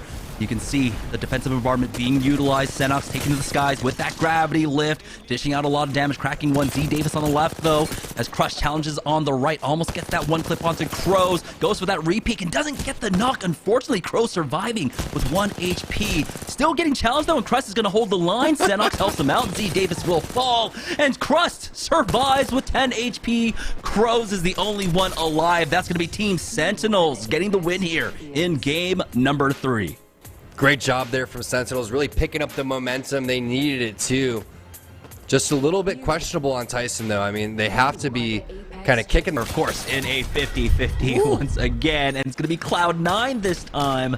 Ends up losing out on this one. He's already dead. Are in a fight of their own right now over here. As Reeds ends up getting that first knock on the team. Nerf now Oxygen pushing forward. They've got the man advantage. Nerf is out. We're down to 18. You know, we just wanted the action. That's why these players do too. They're, you know, a little friendly shooting of the boxes. Never really hurt anybody, but it's good to see Oxygen get some momentum. I mean, Oxygen has not been doing well in team fights, and their playstyle is kind of... It's out of style, realistically. They love getting over towards the end zone, but the problem is, Jamerson, they're not getting into the end zone, and they need to figure out something else because the way we've seen Oxygen succeed in the past really just has not been working for them. All right, so here's the, here are the casters doing the job for you. North pad is currently open. Someone go ahead and take that. You don't need to go for the 50-50 in the next 2 matches. It looks like Thunder Watch was open as well. But who knows if we have maybe a split coming out from Excedrin taking that. We do have the first look at the ring, and it is pulling up towards the new home of TSM here on Storm Point over at the wall side. We'll see if this one goes into that eastern side compound for them. For Team Tripods, though, looks like no 50-50 for them here. They took a little bit of damage. Don't know exactly from where, and so it might have just been CLG poking across. We'll see, though. as it looks like Demi might have spotted out one, and he's going to go for the chase. Mamba does have that high ground angle to try and maybe keep that player contained. Right now, CLG a little bit disconnected, but they should be able to get up as a full 3 and then start challenging.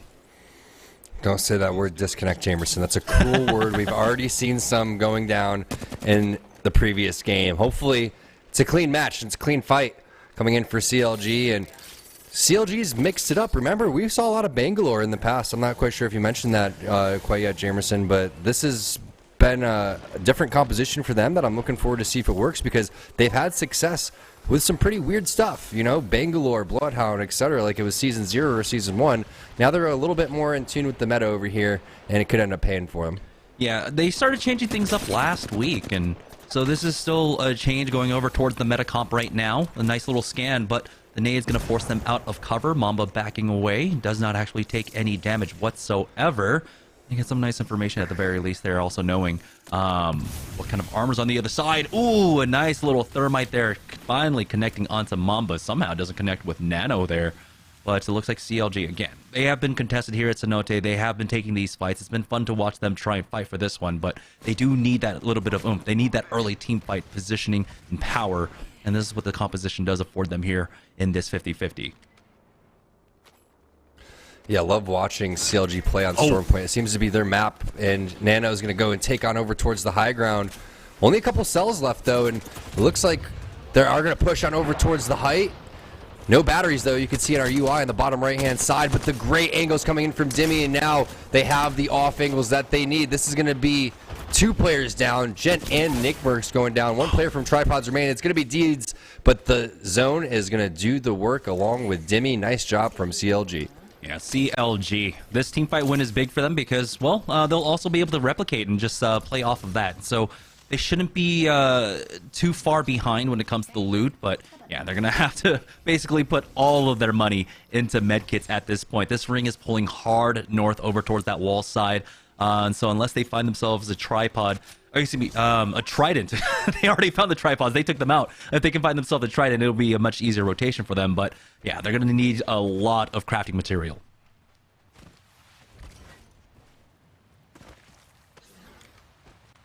All right, right now, though, it looks like Oxygen making their rotation on over. It looks like they want to fight for the edge as well. They do have this nice high ground angle currently against this squad. 1 player isolated on that rock, but don't really have the tools to try and flush them out quite yet.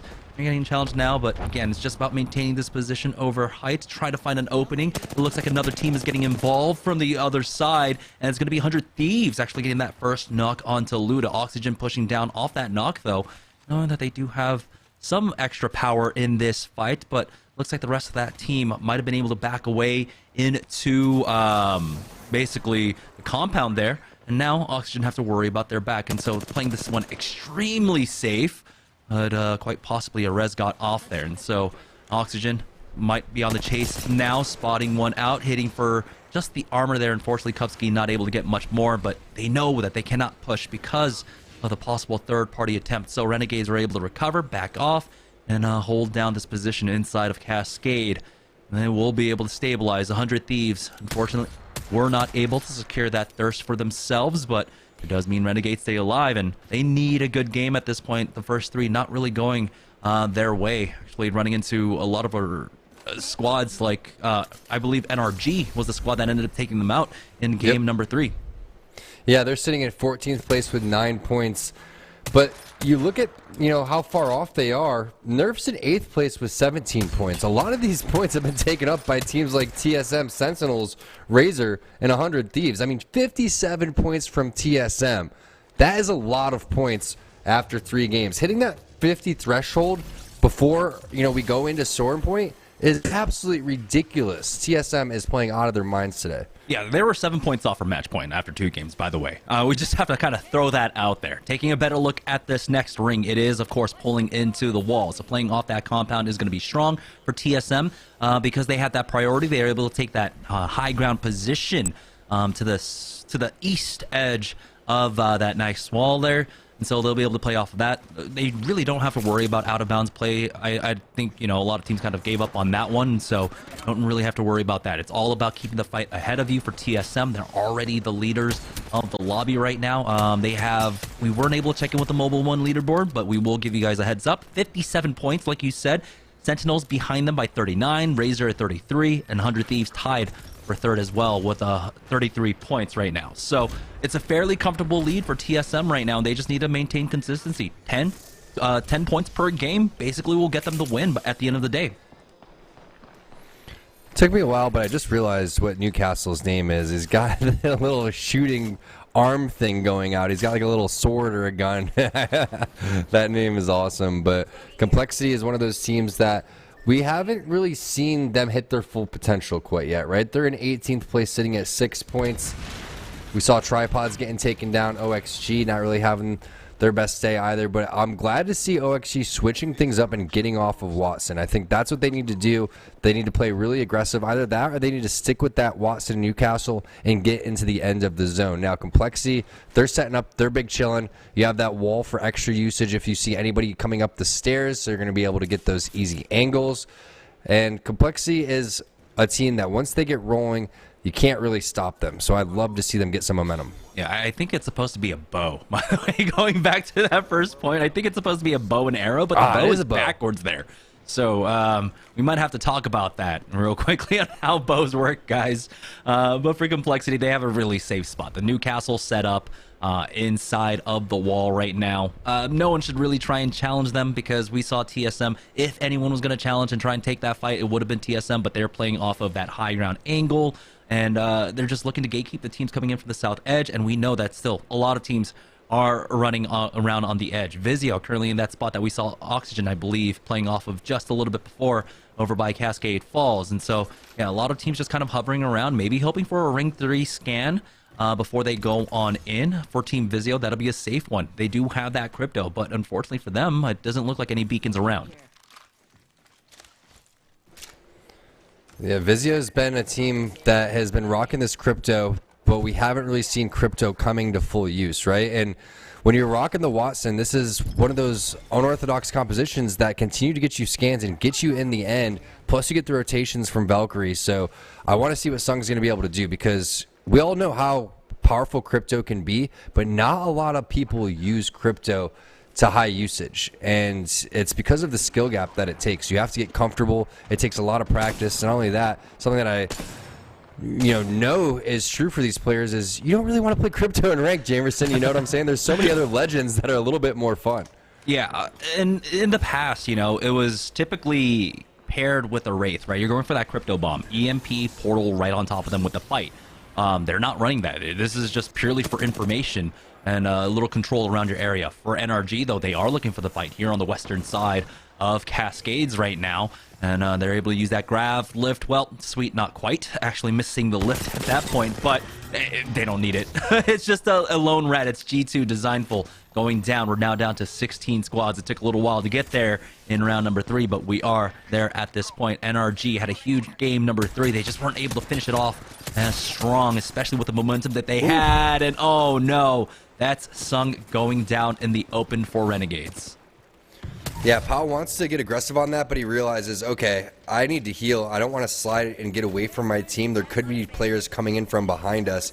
Love those shots with the 30-30, though. Not that easy to hit. Our pro players definitely have what it takes to hit players that aren't looking at them, though, and just completely punishing if you go out into the open. You can see this. That little rock is an area where you thought you could hide, but that just wasn't the case. And as you mentioned, NRG with a pop-off moment in game number 3. Ended a little bit early, but now they're running into 2 players. Sweet takes a lot of damage, gets out with 1 HP. There goes a flank coming in from behind, and Vizio going down into a blink of an eye. Man, Sweet barely surviving there, but here's the third party for Renegades. Now we do have Singularity coming in, but just not in time to catch him. Stuck inside, but they're trying the best to buy some time here as the swing out comes from Gildersons. It's the 1-for-1 exchanges now. Pao tries to push forward, gets the knock onto Sweet, and unfortunately NRG about to go down to another third party here in game number 4. NRG down in 15th. Sentinels, they're rocking the Revenant for this one. Death Totem, Death Protection is up for them, securing the kills on the ground at the very least, but loot does get sent back. Crust and Sunox is still up, and what the hell is this composition? I just just don't understand. It works though. I mean, it's less the composition, it's more the third party than anything else. But I want to explore this a little bit more in the future.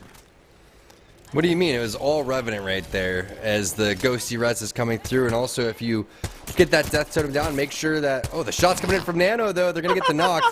Are they going to full send on this one? What if Revenant was in the meta, man, and everyone just with death totem on top of death totem? When is that going to come back? We're not going back to that, man. King's Canyon, I remember. What was it? Please. Alliance were running the Revtane for a while. And they were finding some really good success with it. Well, the Revtane was like a swap off for them. If they needed a big pop-off game, right? The Revtane would get them like a nice 30-point game if they got the win. But yeah, we can see there how it gets punished. CLG not going for the full commit onto Sentinels, though they do at least pick up the kill. They will start now moving their way on in over towards the wall. You can see 100 Thieves have moved their way in. Excedrin didn't have to rotate far from Lightning Rod to make their way over towards the compound inside the wall right now. For 100 Thieves, though, they are one of our top teams currently, as they might actually get into engagement here. They spot out one on that scan, misses out on the second, and he actually gets baited by that one. Onmu almost falls, but he will be able to back away and stay alive for now. See someone in the chat saying those Eva shots were nuts. I agree, Chris. Those were absolutely ridiculous. Pow with the pow for sure. He was coming through and just knocking players left and right. Very powerful weapon. You can see even Amu has that one in his back pocket too. Jamerson, shotgun of choice right now. Are you going PK or are you going Eva 8? I'm going Mastiff. What do you mean? I find that Mastiff. I'm going Mastiff. No, the Eva has always been my shotgun of choice just because I'm not that good with shotguns. And I like to be able to just machine gun fire it, as Senox actually ends up finding a knock onto Intel and picks one up. CLG in a little bit of trouble here, but Intel will ultimately fall.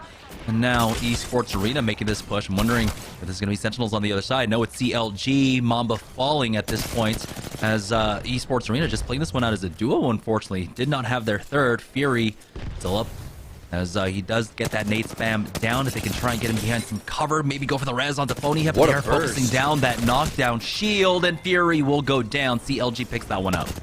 He does get the kill, though, Jamerson. And as a duo, griefing the game is really all you're looking for. And they did grief CLG's game temporarily. We'll see if they can come back. But TSM in the middle of a fight right now. Frex and SSG trying to take them down. Verholst with the shots. He's getting flanked around the corner. Doesn't take that much damage from a player. Not looking at him with a PK. Instead, he's just going to hit him with the spray down. And SSG getting dropped by TSM. Razor looking for the third party, though. And they might be able to counter this res. No, they get it off just in time now, Team Razor, though. Still fighting an uphill battle. We'll see if maybe they can try and go in with the Newcastle wall if Sang has it, try and retake height and at least pull position away. But you can see TSM playing off angle. Sang has gone up with that Newcastle wall. They're trying to push the advantage with that 3v2. Nice shot with that PK, but Sang needs a little bit more now. It looks like it's a full 3 up on TSM. No, it's going to be Kimchi Lee going down there as things are looking a little bit dire. You do have Razor slowing things down. The peek out. Hal does get that knock. Blake Hugh going down. And now TSM fighting back. Reps still on the ground, though, but TSM as Imperial, Hal, and Verhol still on up. There's the challenge. Hal has gone down, but Big Evan has been massive for this squad now, going for that res as the ring starts closing in. Nope, this is looking a little bit close, and that's unfortunate. That's so unfortunate for TSM. Yeah, both teams are going to have to run away from this one, and you saw the heals coming through. This is definitely the right play from Verholst. There's absolutely nothing you can do in that situation. I mean, Razor, you're going for that fight. You just don't expect the fight to last that long. And again, it's TSM, so they're going to do whatever they can to live. But you know Hal is in the back of his mind saying, wow, they griefed our game, and they kind of did, right? But they're going for the points, and I think it's the right play coming in from both teams. Yeah, for TSM, though, they have an 18-point lead over the rest of the lobby right now. Sentinels were in second place, and like I said, really all TSM needs is about 10 points per game. They're already at 6 kill points. We're at 6th place. They're about to secure that in just a moment, as long as Verholst can survive. For 100 Thieves, though, they've been slow playing things, have picked up a few kills here inside of the wall compound, but this is going to be a straight pull into the center of that compound here. There is going to be some cover to play with. There's a respawn beacon that they can utilize, but first things first, clear out the north and then play in for that next zone. 100 Thieves has been masterful in terms of getting into these end zones. They just have not been able to capitalize, as we were talking about earlier. So It's going to be important for them to just not take any massive damage inside this bottom area. They cannot continue to lose their resources. Granted, they do have a lot of batteries and cells, which is going to be a-okay, but you can see the focus is all over them, right? So if they end up losing health meds, you're going to start seeing multiple teams focusing on missile swarms, grenades coming through. Complexity's locked this building down for quite some time. They haven't been able to pick up that many kill points, but now with those shots, they're going to be able to. Oh boy, they get the first knock. That's going to be Crows falling at this point. Complexity with the man advantage will try and push it. The Thermite out controlling the door climb up from 1, but Complexity will back away. Not overcommitting onto this one. You can see why. So many teams now starting to show up. Nice little Seer Q to connect with the man up top who was trying to heal up. TSM has gone down in 6th. That's on move picking it up. But still, getting about 8, 9, 10 points there for themselves will help them maintain that lead. Now Complexity will go for that peek out. Just a moment. They don't have that Seer exhibit anymore, though, so they end up losing out on that. Now this fight is a little bit dicier, but it's still a 3v2. They still have that man advantage. You know, what's surprising to me, and something that I noticed a lot, is that when that Newcastle shield is up, not the knockdown shield when he's getting the res, but the Q, not a lot of people will shoot through that, and it doesn't really take much damage to get through, so people will see that, and they kind of just back off. I would love to see more people destroy that, put it on respawn, and, you know, not be so afraid to play aggressive against the Newcastle, because people are still kind of learning how to play against Newcastle, and I don't think that it's our pro players. I think it's more of like something that's in your ranked lobbies, but it's definitely something that's completely valuable, is shooting through that shield. I think it's just kind of a result of just like what you've learned from Apex for like the last 3-4 years. Shields don't break. Well, now this one does. And so you can actually focus it down, instead, unlike the Jibby shield that would not break, right? Unless you had like a Maggie now. But yeah, I think you just kind of have to relearn that game, relearn the game at this point. You can shoot the shields, you can break them, or at least the Newcastle one. So go ahead and deal with that for now. For Team Tyson, though, playing as a 2-man right now, they still have Complexity underneath them. This is a really bad spot because they're going to have to drop down eventually. We know that a lot of teams have some priority on this zone. 100 Thieves, I believe, up on the northeast side. As I say their name, they end up picking up a knock on tomorrow. We'll see if they can find a little bit more here onto Mike and Ike. This is exciting for Tyson, though, because it goes to show that their playstyle is working, right, Jamerson? They've gotten into, out of 5 games, the end zones 3 times, and they got 2nd place in the previous game. So they're playing the game the right way. Unfortunately, with just a duo, it's going to be very tough to win this one, especially with the zone pulling, just like you were talking about. There's going to be a lot of teams on top of them, but they're moving in the right direction. This is a great sign for Tyson. Yeah, I mean, just one thing to note, right? I think, you know, for Team Tyson is that they do play for the end game well. The unfortunate part is that they're not able to get as many kill points. They're going back to a traditional, like, a 17-point win if they get a win. So it's not a high-fragging game. It's going to be, you know, just kill the last 2 teams and get the plus 12. So it's nothing too grand, but if it works out, if they're able to maintain a consistent level of play with that, then that can definitely be a style that can succeed. But they need a little bit more. They need some positioning where they can find some kill points in the mid game, be able to snipe some away. Right now, though, final round is closing. We're down to our final 5 squads, but here comes the drop down. Complexity has to deal with that. Z Davis is the first one to go down. Tyson will get eliminated. That's 100 Thieves picking up 1 as well. Mike and Ike looking for a little bit more onto Complexity, and they got 1 knock. Now they have to contend with 100 Thieves below them. We still have Sentinels alive in this lobby as well as their final 4 teams. MJ taking to the sky, putting down some serious damage there.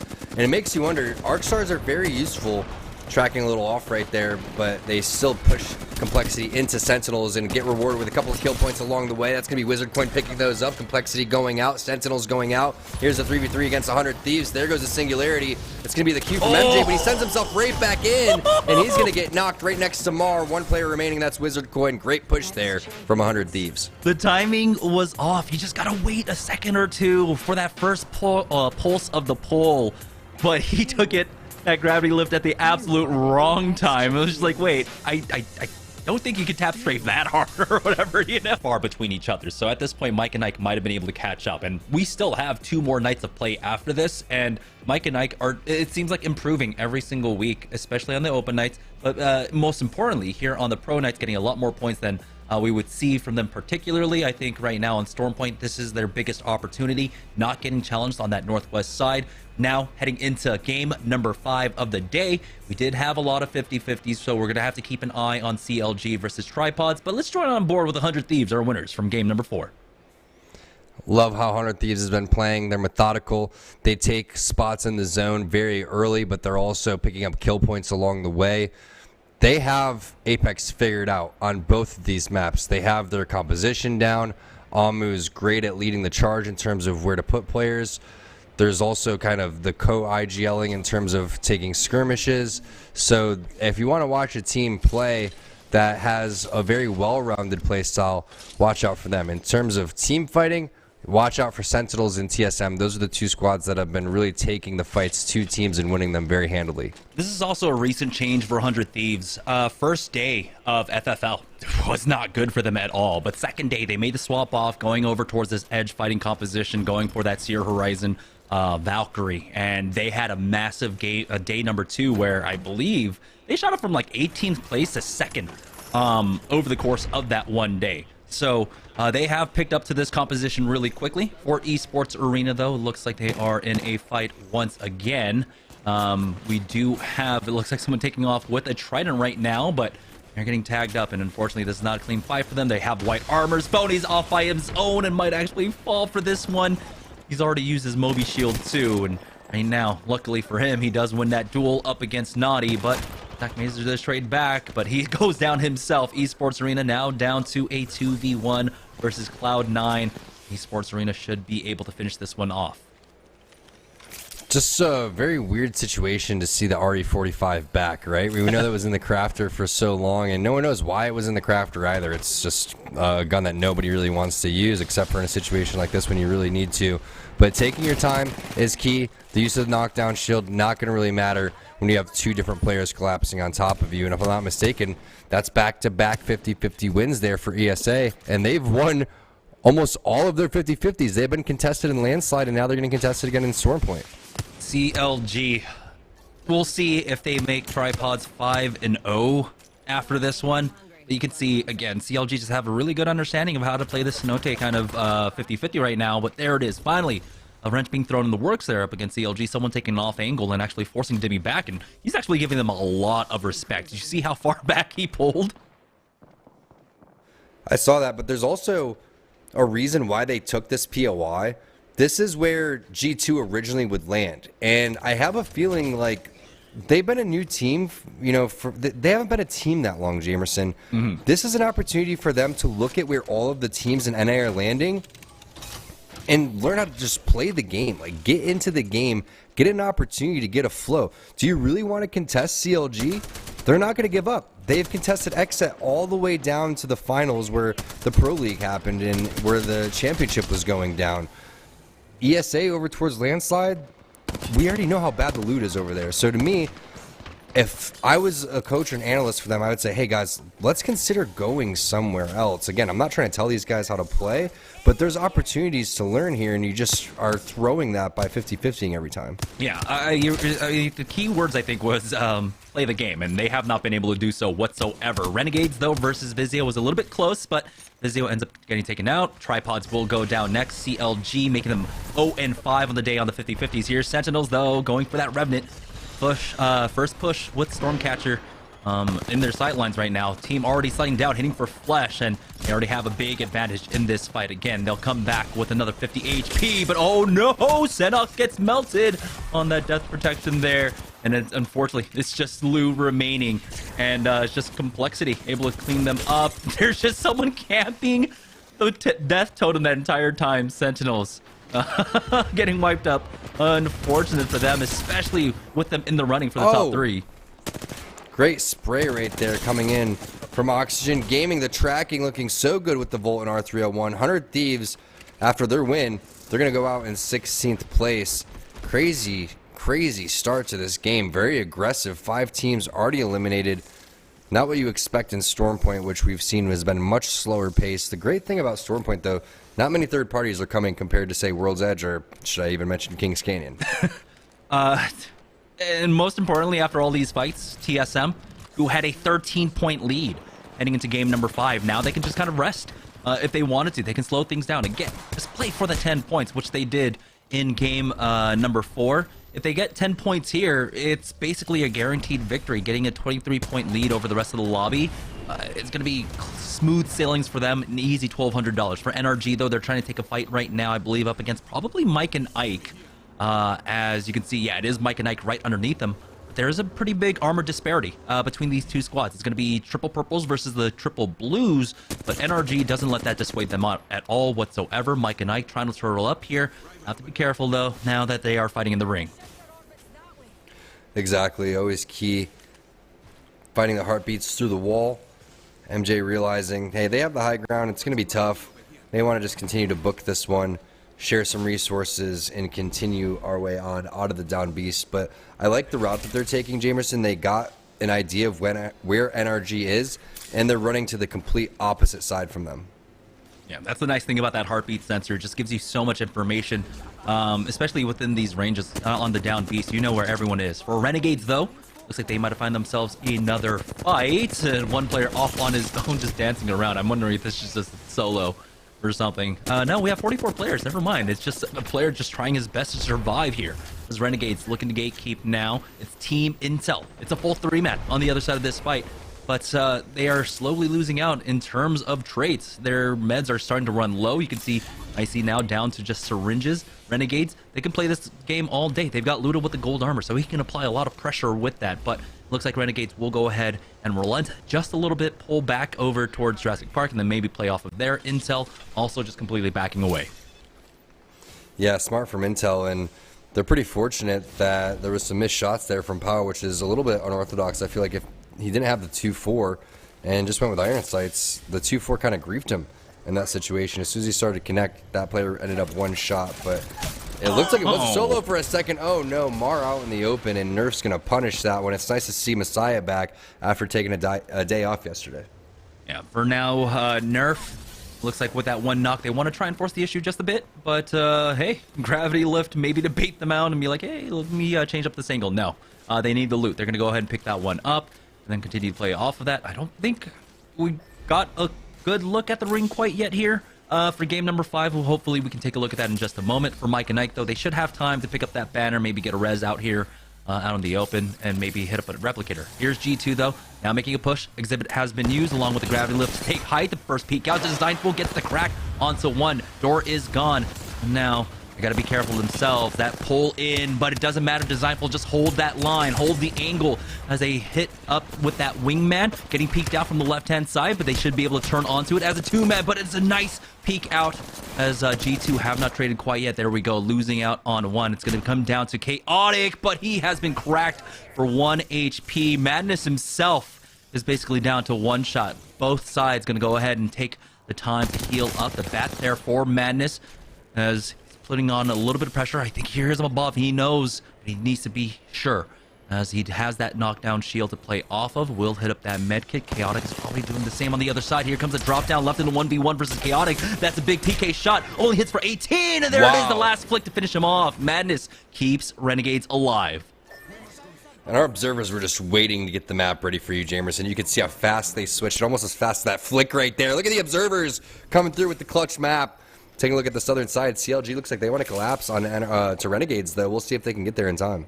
Yeah, this is going to be pulling all the way over to the eastern side. Is going to be a proper Stormcatcher ending. Yeah, there's just so many endings around there, but if it doesn't pull completely into Stormcatcher, that will be surprising. We'll see if someone can pick up a scan for us right now. 13 squads remaining. CLG looking to make it 12. They're keeping eyes on Renegades right now. Nice swap off. There's Nano. It's that first initial damage on 2 Renegades members, but they have been able to fully stabilize. I'm sure the bat has gone off as well. It doesn't look like a Syracuse is able to catch anyone in there. Singularity out, Arcstar in, but it doesn't seem to actually catch anyone in it right now. The CLG want to continue to put on the pressure. Wingman out, unfortunate reg, no reg there, but he does connect with one more too, as he gets that crack at the very least. CLG though, need time themselves as Demi comes in, picks up 2. Oh my goodness, that man is a monster with the wingman. CLG will knock out the Renegades. You saw it happening on the mini-map. They were collapsing, and sometimes you could be caught looting or taking a little bit too long to heal, and you're not really in position waiting for a team to come over there, especially in Storm Point, and CLG takes advantage of that. They continue to collapse, but we do have an update on the overall accumulative leaderboard, Jamerson, And we can see, but let's let everybody know what the situation is. Team Intel holding on to that 4th place bubble spot. Mike and Ike is 11 points behind them. So it's completely possible that this could be the game that they get overtaken. Now, there's a 55-point difference between Intel and Vizio. And there's Team Tyson sitting at 897 points, while Intel is at 935 points. So 38 points, basically 2 games behind from potentially qualifying for the next season. Huge last 3 weeks, really, for Mike and Ike, who have been on the up and up at this point. For TSM, though, they have position over here at Stormcatcher. They are our clear leaders right now. Our top 3 teams, 2 of them are already gone. Sentinels along with 100 Thieves. And so this is just TSM now. Just kind of, they can take a nice little pace for the finish line at this point. Currently sitting at 70 points. They do have a few kill points in this game as well. And so they're just continuing to bolster their chances at securing that first place bag right now. Multiple teams set up over here at Stormcatcher. But again, center zone, we're not going to see much action. Speaking of action, one player standing still. Hopefully they're still in the game as CLG starting to push away and get the healing coming out of the zone. The thing about Stormpoint is you can really hit skyward dives into a lot of different areas and be safe. So when you're coming around here, CLG is just looking for fights. And they're going to look for fights for, what do you say, Jamerson, the next minute and 10 seconds. And if they're not able to do so, they're just going to get as close as possible and then just skyward dive forward. Yeah, we're at 12 squads remaining. So they have to feel that a lot of the edge fights have already kind of resolved. And so, yeah, going for the skyward dive, most of the rest of the squads are probably in center zone. So they're not going to have to worry too much about that. For Team Intel, though, they are on the edge of this next spot. There's a team ahead of them, a Watson composition inside hold up. For Team Intel, like you stated, Tom, they are only, what, you said 13 points ahead of Mike and Ike. They need to start putting together points today. They're currently sitting in 18th with 8. Yeah, 11 points ahead, actually. 924 is where Mike and Ike's at. Intel's at 935.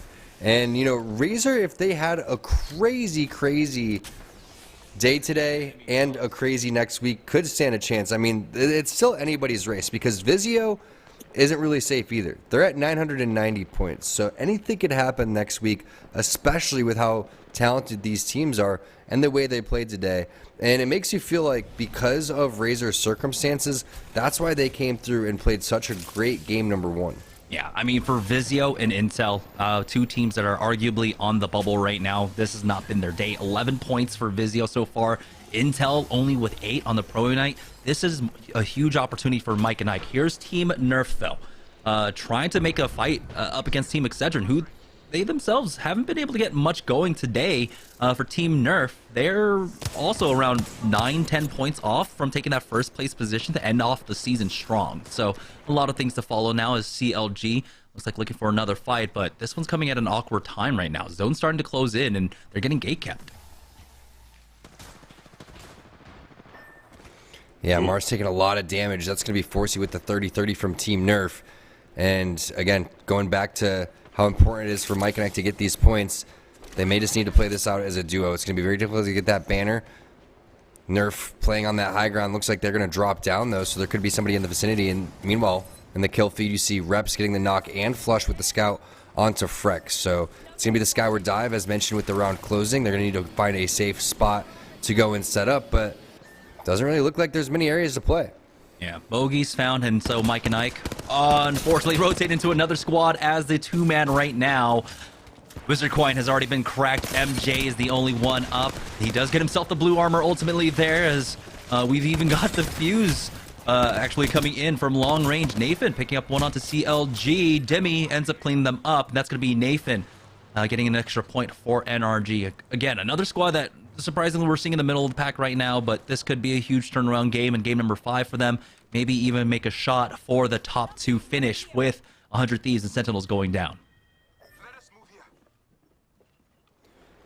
NRG has been popping off today, but they have not been able to get the momentum that they had the last couple of weeks. Can they shut it down? Like you said, TSM kind of just sitting pretty over here. Complexity with the shots. You can see some great volt tracking coming through. This is going to be against Oxygen Gaming. Kubsky has the shotgun out. He's able to finish it off. Now it's a one-on-one situation. We'll see how healthy Monsoon's going to be. He busted out either the Sentinel or the Kraber right there and just did some serious damage. It's going to be the Singularity coming through. There goes Nerf coming in for the third party, and this is going to be perfectly executed in terms of the timing.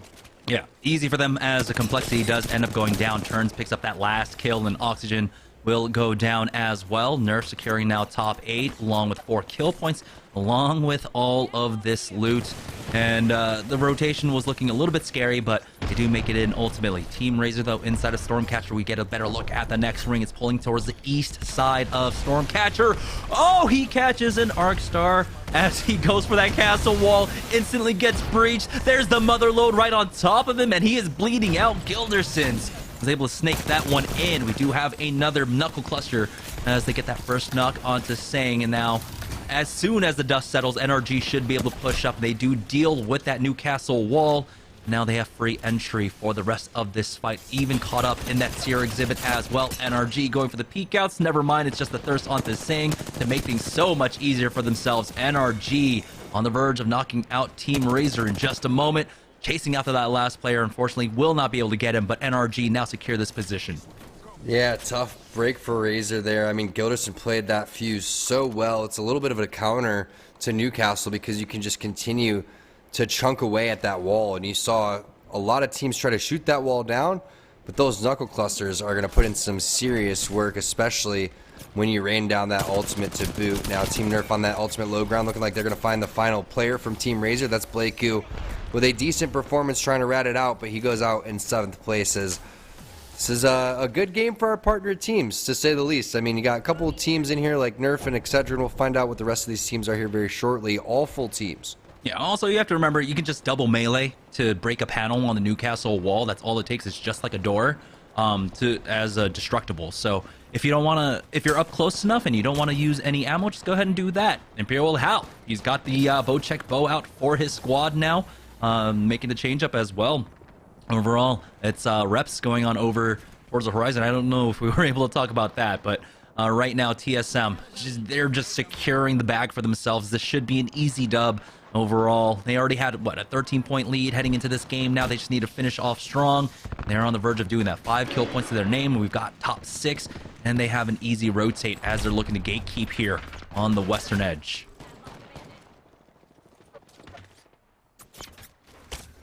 Sorry, dropping some Series E knowledge in the chat for all you new people out here. TSM with the bow check. Hal, very rarely do you see him pick this weapon up, but it's going to be fun to see him put in the work. You also have Verls with the scout, so they're just going to be picking apart NRG over here. There goes the blue knockdown shield, and that's all she wrote for Gildersons and for Sweet. 1 player remaining in this situation, but you love the situation that TSM's in. They took this spot fairly early, and they have the weapons to pick up kills. Yeah, I don't know when they moved off of Stormcatcher, but again, they probably could have just gone for a Skyward Dive. It would have been relatively safe. Does look like there is one more squad over to the eastern edge. Hal is just keeping an eye on that for now. Wondering if that's Team Intel over there. We'll find out in just a moment, though. But TSM, again, they're just on the verge of getting that. And it is Team Intel in the center of the zone right now. They have been able to pick up 2 kill points to their name here in the top 5.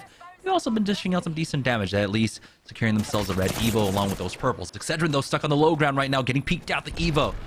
The Arc Star coming in, forcing them out. It's Team Tyson once again about to secure another top finish for themselves. This is what Tyson needs to do, but Z Davis needs to stay alive in this situation. This is where they kind of fluster, right, Jamerson? They get in good positions, but once they got to move out of the zone, they've struggled with having fast enough communication, and they've struggled with taking a little bit too much damage. Sometimes it's been self-inflicted, sometimes it's from other players right there. Z Davis needs to stop his heal because the Seer Q is coming in, but this is where you need to get into position with the Newcastle wall, lay down the interception pylon, lay down the fences, but they don't have any fences up there, Jamerson. That's what I'm talking about. Little minor misplays right there. You're playing Watson. You should not be getting pushed like that. Team Tyson going out in 4th place, but they do pick up a decent amount of points as Excedrin gets eliminated as well. TSM coming in for the final cleanup. Can they win another game? Yeah, it's TSM versus Intel, but TSM have all of the priority in this fight. Getting that first knock onto Rambo, and Imperial Hal now with that bow check bow. I'll be able to pick up one more, and it's just one final player. And, you know, this is it. TSM, they've already secured the bag for the day. 92 points overall with this win here in game number 5 for TSM. I want to see 100. We all want to see it. TSM, put it together. With that. Right now, though, it's our final game of the day here on Pro Night. We only have 1 week after this, so let's get set. Who will be walking away second place? That's the big question for the day. We know that TSM have this in the bag, essentially.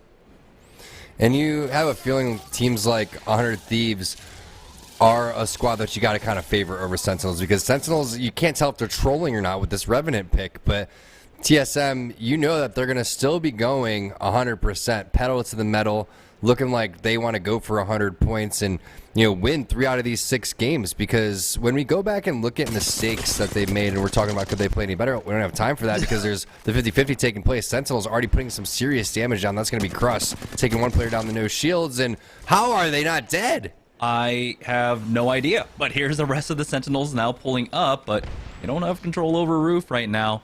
Senox, it looks like maybe that armor was already swapped off on. He can't take that. Esports Arena, though, losing out on one. It's going to be a 1-for-1 exchange at the very least, it seems. As Esports Arena will go ahead and finish off Zach. And so they might be able to play off the res here and then have the 3v2 to finish this one off and then go 6-0 on the 50-50 for the day. That's so darn impressive. I mean, also, the presence of mind to not double challenge that 2v1, get the thirst, go for the armor swap, reset, and then come back and fight this as a 3v1 is by far the best play possible. And they didn't even hesitate with that, Jamerson. ESA is running on all cylinders. Naughty's doing a great job staying alive. He's trying to fight this off, but Phony coming in with that blue armor should be able to collapse and close this out. Meanwhile, Tripod's going out. Tough day for them. They weren't able to pick up a single point. Yeah, they are 0-6 on the day.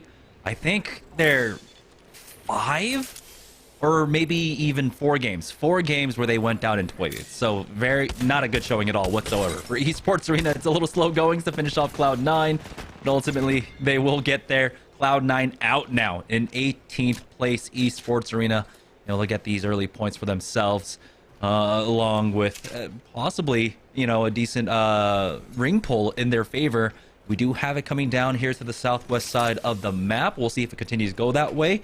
And it is going to be, this one's a little bit awkward. Antenna along with Jurassic Park and a lot of Barometer actually still in for this one. So where do you think this one's going to pull, Tom? Don't ask me, Jamerson.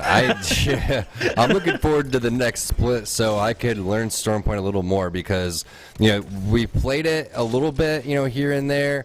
I don't have as much experience as World's Edge and Kings can because I competed on both of those maps. Now, with Stormpoint, you typically see it pull continually over towards the southern side.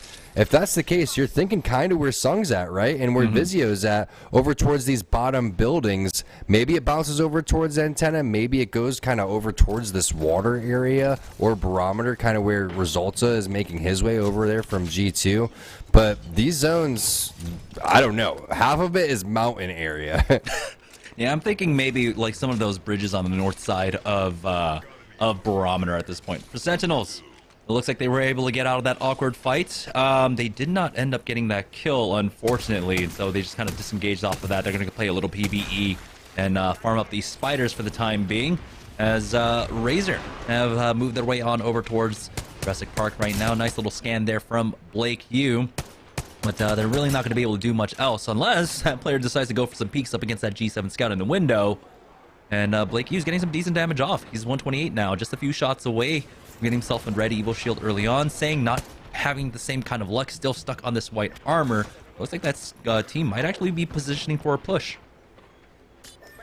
I love watching Razor playing at this type of high level. Renegades now making their way in. Singularity possibly going to be tossed. It's directly in between 2 players, and that player just stops right there. He knows that he was done for. Great positioning there from Pow Pow. Box of T gets dropped almost immediately, but Sang answers it right back. Renegades wasn't expecting to lose a player like that, and Pow had such great initial pushes. The window peak, though, from Madness, and that could be all she wrote there for Team Razor, but the PKs are coming through. Actually, it's a Mozambique. Down to a 1v1, but you're playing around Newcastle, the knockdown shields. There we go. Never mind, it was a 2v1. I didn't even see the res go off. Renegades clutch up and keep themselves alive as now Mike and Ike swapping on over towards them. They might have ran into a squad. Mike and Ike. Oh boy. Mar and Wizard Coin both drop down low. Mar will fall. That's going to be NRG on top of them. Z Davis from Team Tyson even helping out from long range. NRG, though, looking to finish off Mike and Ike in just a moment. And what an unfortunate bow out it would be for Mike and Ike, who were desperately trying to catch up on today's games. The thing is there's always next week. 2 days remaining after this game, and Tyson is the team that's neck and neck with them, trying to catch up to Team Intel. So what a storyline we're going to have for that final week of Series E. Big shout out to these players for putting on a great performance week after week, month after month.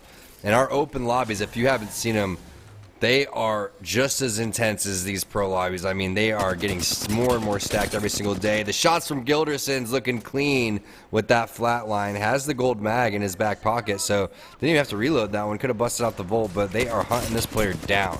Oh boy, they got the knock on the Z Davis, and it looks like it is going to be Team Tyson. Knuckle clusters in just to finish him off. The Newcastle res gets pulled away as well. Sweet needs to take the time to heal up at the very least. One more on this angle, and now it's going to be a two-man peak to finish him off. Tyson out in 17th. NRG looking for some vengeance here in game number 6. Yeah, NRG wasn't messing around. They were a little bit split there. MJ was able to get both the banners, and now he's going for the trident to roll out. And he also has a decent amount of heals. And we've seen MJ do this before. It was even yesterday where he was able to get both of the banners, or actually both of the reses onto his team when there was 3 squads remaining. An unfathomable win, and he was able to pull it out of his back pocket. So there goes the respawn. It's very close to the zone. Mike Knight's back in there. Historically, these are actually some of their best games. When they have to get the double res, those are some of their best games here on Stormpoint. We'll see if that remains to be true. For SSG, they are now playing here on the southeast side of this zone. They've got a team ahead of them, and some nice damage off, as they already had the one knock. And unfortunately for Team Intel, you know, they had a top 2 finish in the last game. They might actually bow out early here. We'll see if SSG can finish them off. You know, what MJ is doing right there reminds me a lot of my ranked games with We the People. You know, having to carry him, you know, put him in my back pocket, res him a majority of the time. Shout out to Peeps. I see you out there. Team Intel not out of the fire quite yet, getting spotted out. Now here's Sentinels playing for zone with the patented, of course, you know, the tried and true Revenant Watson composition. Yeah, the ever popular meta Revenant Watson Valkyrie composition. I saw someone in the chat saying it's not a good sign if you don't know if they're trolling or not, and I still don't know if they're trolling. I'll be honest with you. Yeah, it's really hard to tell. I mean, there was such a huge chance though. Sentinels, again, 3 straight games in a row where they had top finishes. Game 2, 3, and 4. They just needed to finish out strong. Unfortunately, went down early in game number 5. Complexity were camping their death totems for the third party, which is really, honestly, a really strong, smart play coming out from Complexity there, punishing them on that regard.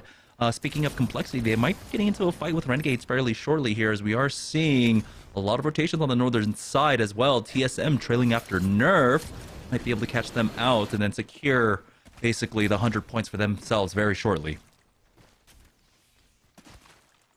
This is a little bit slower pace, Jamerson. I'm not quite sure what you were thinking here, but in these final games, that's where you see everybody really kind of snowball and death roll everywhere. It's a little bit more methodical, and TSM is probably feeling like they should be playing methodical as well. They're looking for these edge fights, but they weren't able to find them. Meanwhile, Mamba gets a knock on the Nathan. Look how spread energy was. I'm not quite sure what they were thinking over here, but the answer is back as Sweet takes the off angle. One player gets away with just a sliver of HP. There goes the Q. Talk about a sliver. That was less than 1 HP. And the Q to cancel that bat. Sweet wants to slide on in. Gilderson's really just needs some knuckle clusters and some nades, and he is the one to do it there, as he is applying the pressure with that now. Spots out, I believe, one. Now has to be careful because he is isolated on his own. He's taking a lot of ring damage. Nano ends up picking that one up. Sweet now left down to a 2v1, coming back on in. Exhibit down, doesn't take any damage there on that slide in. Got that high ground with the PK, hits for the 65, but he now dropped down to about 30 himself. Hasn't traded yet, and it's CLG taking out NRG here in game number 6, keeping their hopes alive. TSM, though, finally taking this fight as Verholz gets challenged. Evan has been the cause of a lot of heroics here for TSM, but it's Reps this time around, picking up the kills. Now down to 14th. Here comes a third party from Oxygen, but it's the charge rifle from long range now trying to close the distance up against TSM. Yeah, Oxygen started Stormpoint in 19th place. They've slowly kind of clawed their way up, putting together some decent performances. The L-Star laying down some havoc onto Verholz from behind. It's going to be knocks coming in from both sides, but this gun, there's a reason why a lot of people aren't using it, and they get shut down. However, TSM is eliminated in 14th place. The dream of 100 is over. Now, who's going to catch up to him? Nobody. Yeah, I think they stopped short at about, what, 96 there, so not quite. Very unfortunate. For CLG, they have to use this time now to hit the replicators. Mike and Ike ended up rotating into them. I think they had a similar idea. We need to get back into this game. We need some loot. We need some meds. And unfortunately, they get punished for that. It's going to be CLG picking up some more points here. That's going to be 2 more on Mike and Ike. And MJ is left once more. This time around, doesn't have a trident for the rotate. Doesn't have a trident to pick up the banners. We'll see if MJ can do some late game heroics. Maybe CLG will continue to hunt him down, but I'm curious to see where the rest of the partnered teams are as well as we scroll through a majority of these fights that are taking place. And when we were looking at that zone, Jamerson, we were wondering where it is going to pull.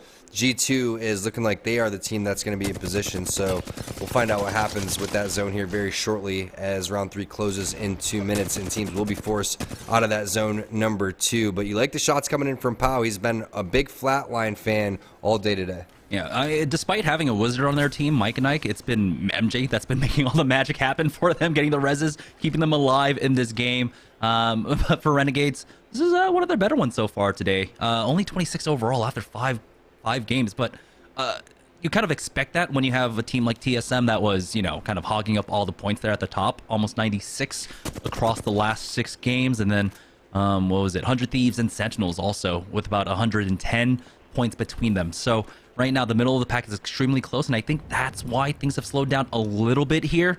A lot of the middle of the pack can still kind of fight for that second place finish. A nice little $800 to finish off the weekend of play before they have other matches that they need to contend with. But for Renegades right now, as we are sticking on board with them, they're just looking to gatekeep the teams coming in now from that Jurassic Park area. This is a great spot to do it from. It looks like it's Complexity that's on the other side of this one. Yeah, love watching Complexity play, especially when they, again, get that momentum underneath their belt. But thanks for pulling up the map so we could see exactly where these teams are going to be. And I wasn't expecting that water ending. I thought it would continue to pull a little bit more southern. But G2 will eventually have to make their way on over towards Intel, and this is big for Intel, especially with the situation that Mike and Ike finds themselves in. However, speaking of those 2 teams, there's knocks coming in from those 2, so if we can, let's hop on board after this fight to that Intel G2 fight, unless that was just a long-range knock. However, Oxygen is looking to put in some serious work over here with the R301 24X. They're getting aggressive. Oh, Intel ends up getting knocked out. Icy, the last one standing, will fall. Oxygen picking up one more knock on the CLG, and this is a CLG squad that was rotating in from zone. So Oxygen already had the advantage, but that thirst there onto Mamba. CLG will get finished off. Excedrin with a helping hand, but they still need to get the res. They don't have a Newcastle here, so this one is a little bit risky, as Excedrin are just playing this one out as a 2-man. But unfortunately now it's going to be a 3v2. We do have the Singularity getting dropped down, but it's only onto one player and doesn't even catch them there. So very unfortunate for Excedrin now. Still, it's going to be a rough fight for them regardless, but there's a re-knock coming out from Kimchi Lee. Down to a 2v2 once more. The last 2 players have been able to push uphill. Kimchi Lee is hot on their tails though, taking the time to heal up. Kodagami needs a moment as well to finish off that bat, and now that they're full up, it's going to be a clean 2v2 for them as Oxygen ends up getting that knock on to Kimchi Lee. Traded back though very shortly. No, Kubsky survives on all of this, but now it's Protectful being able to clutch up for his squad, and will lose out on their third. Unfortunately, ring closing in, and yeah, there's no chance of getting Kubsky back on in. Now Protectful rotates into the Complexity squad, gatekeeping here on the north end. And there's G2, the team that put a damper on Team Intel's plans. And if I'm not mistaken, is there an MJ sighting anywhere on this map for Team Mike and Ike? Are there any rats coming forward? No, it's all full team. So MJ was eliminated eventually. I'm not quite sure if he was able to get that banner. So it's going to be tough for our teams on the bubble right now as we're on board with G2 having one of their stronger games. Yeah, 16 points for G2 after 5.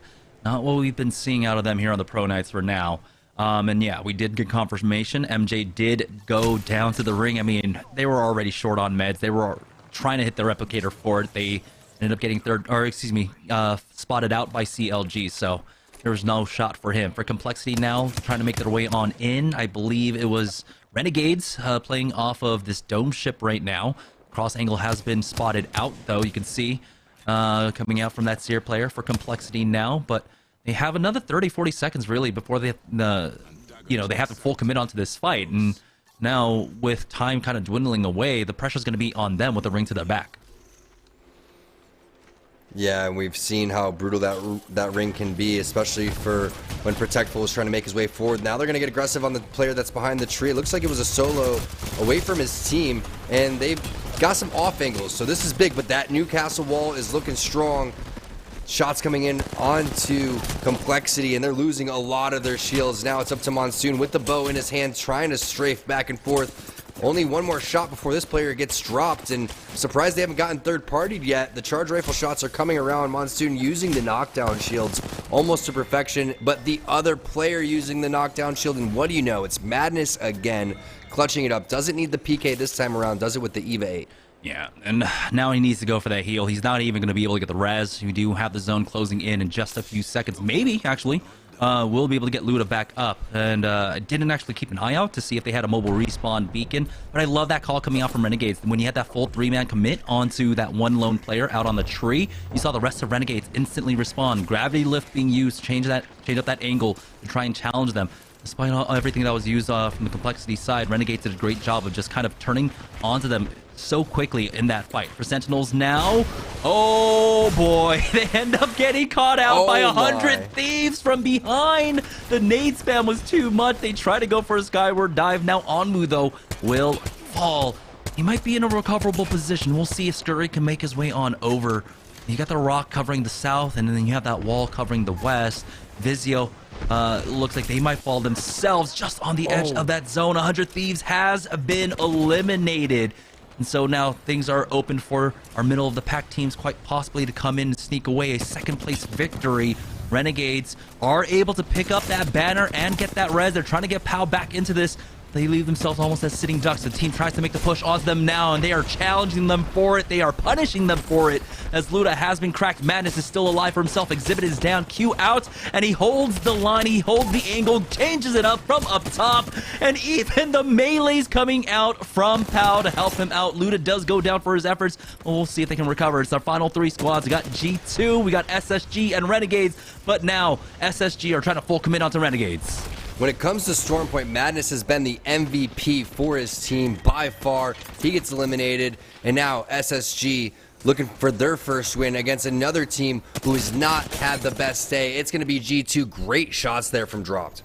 SSG, I don't know if there's enough points on the board for them really to try and take away that second place spot. I think it's out of reach for them, but still, to end the day with the win would be huge for either squad right now, at least to get the vibes up before you head into ranked after this. SSG now charging forward. They've got that exhibit down. There's the knock on to Designful. That Singularity a little bit too late on the other side, as SSG with the 3v1 will be able to finish off the day with the win here in game number 6. And that was great teamwork from SSG, but Dropped opened up that team fight so hard. Back-to-back 113s with the R301, flying in with the Volt, getting 2 knocks.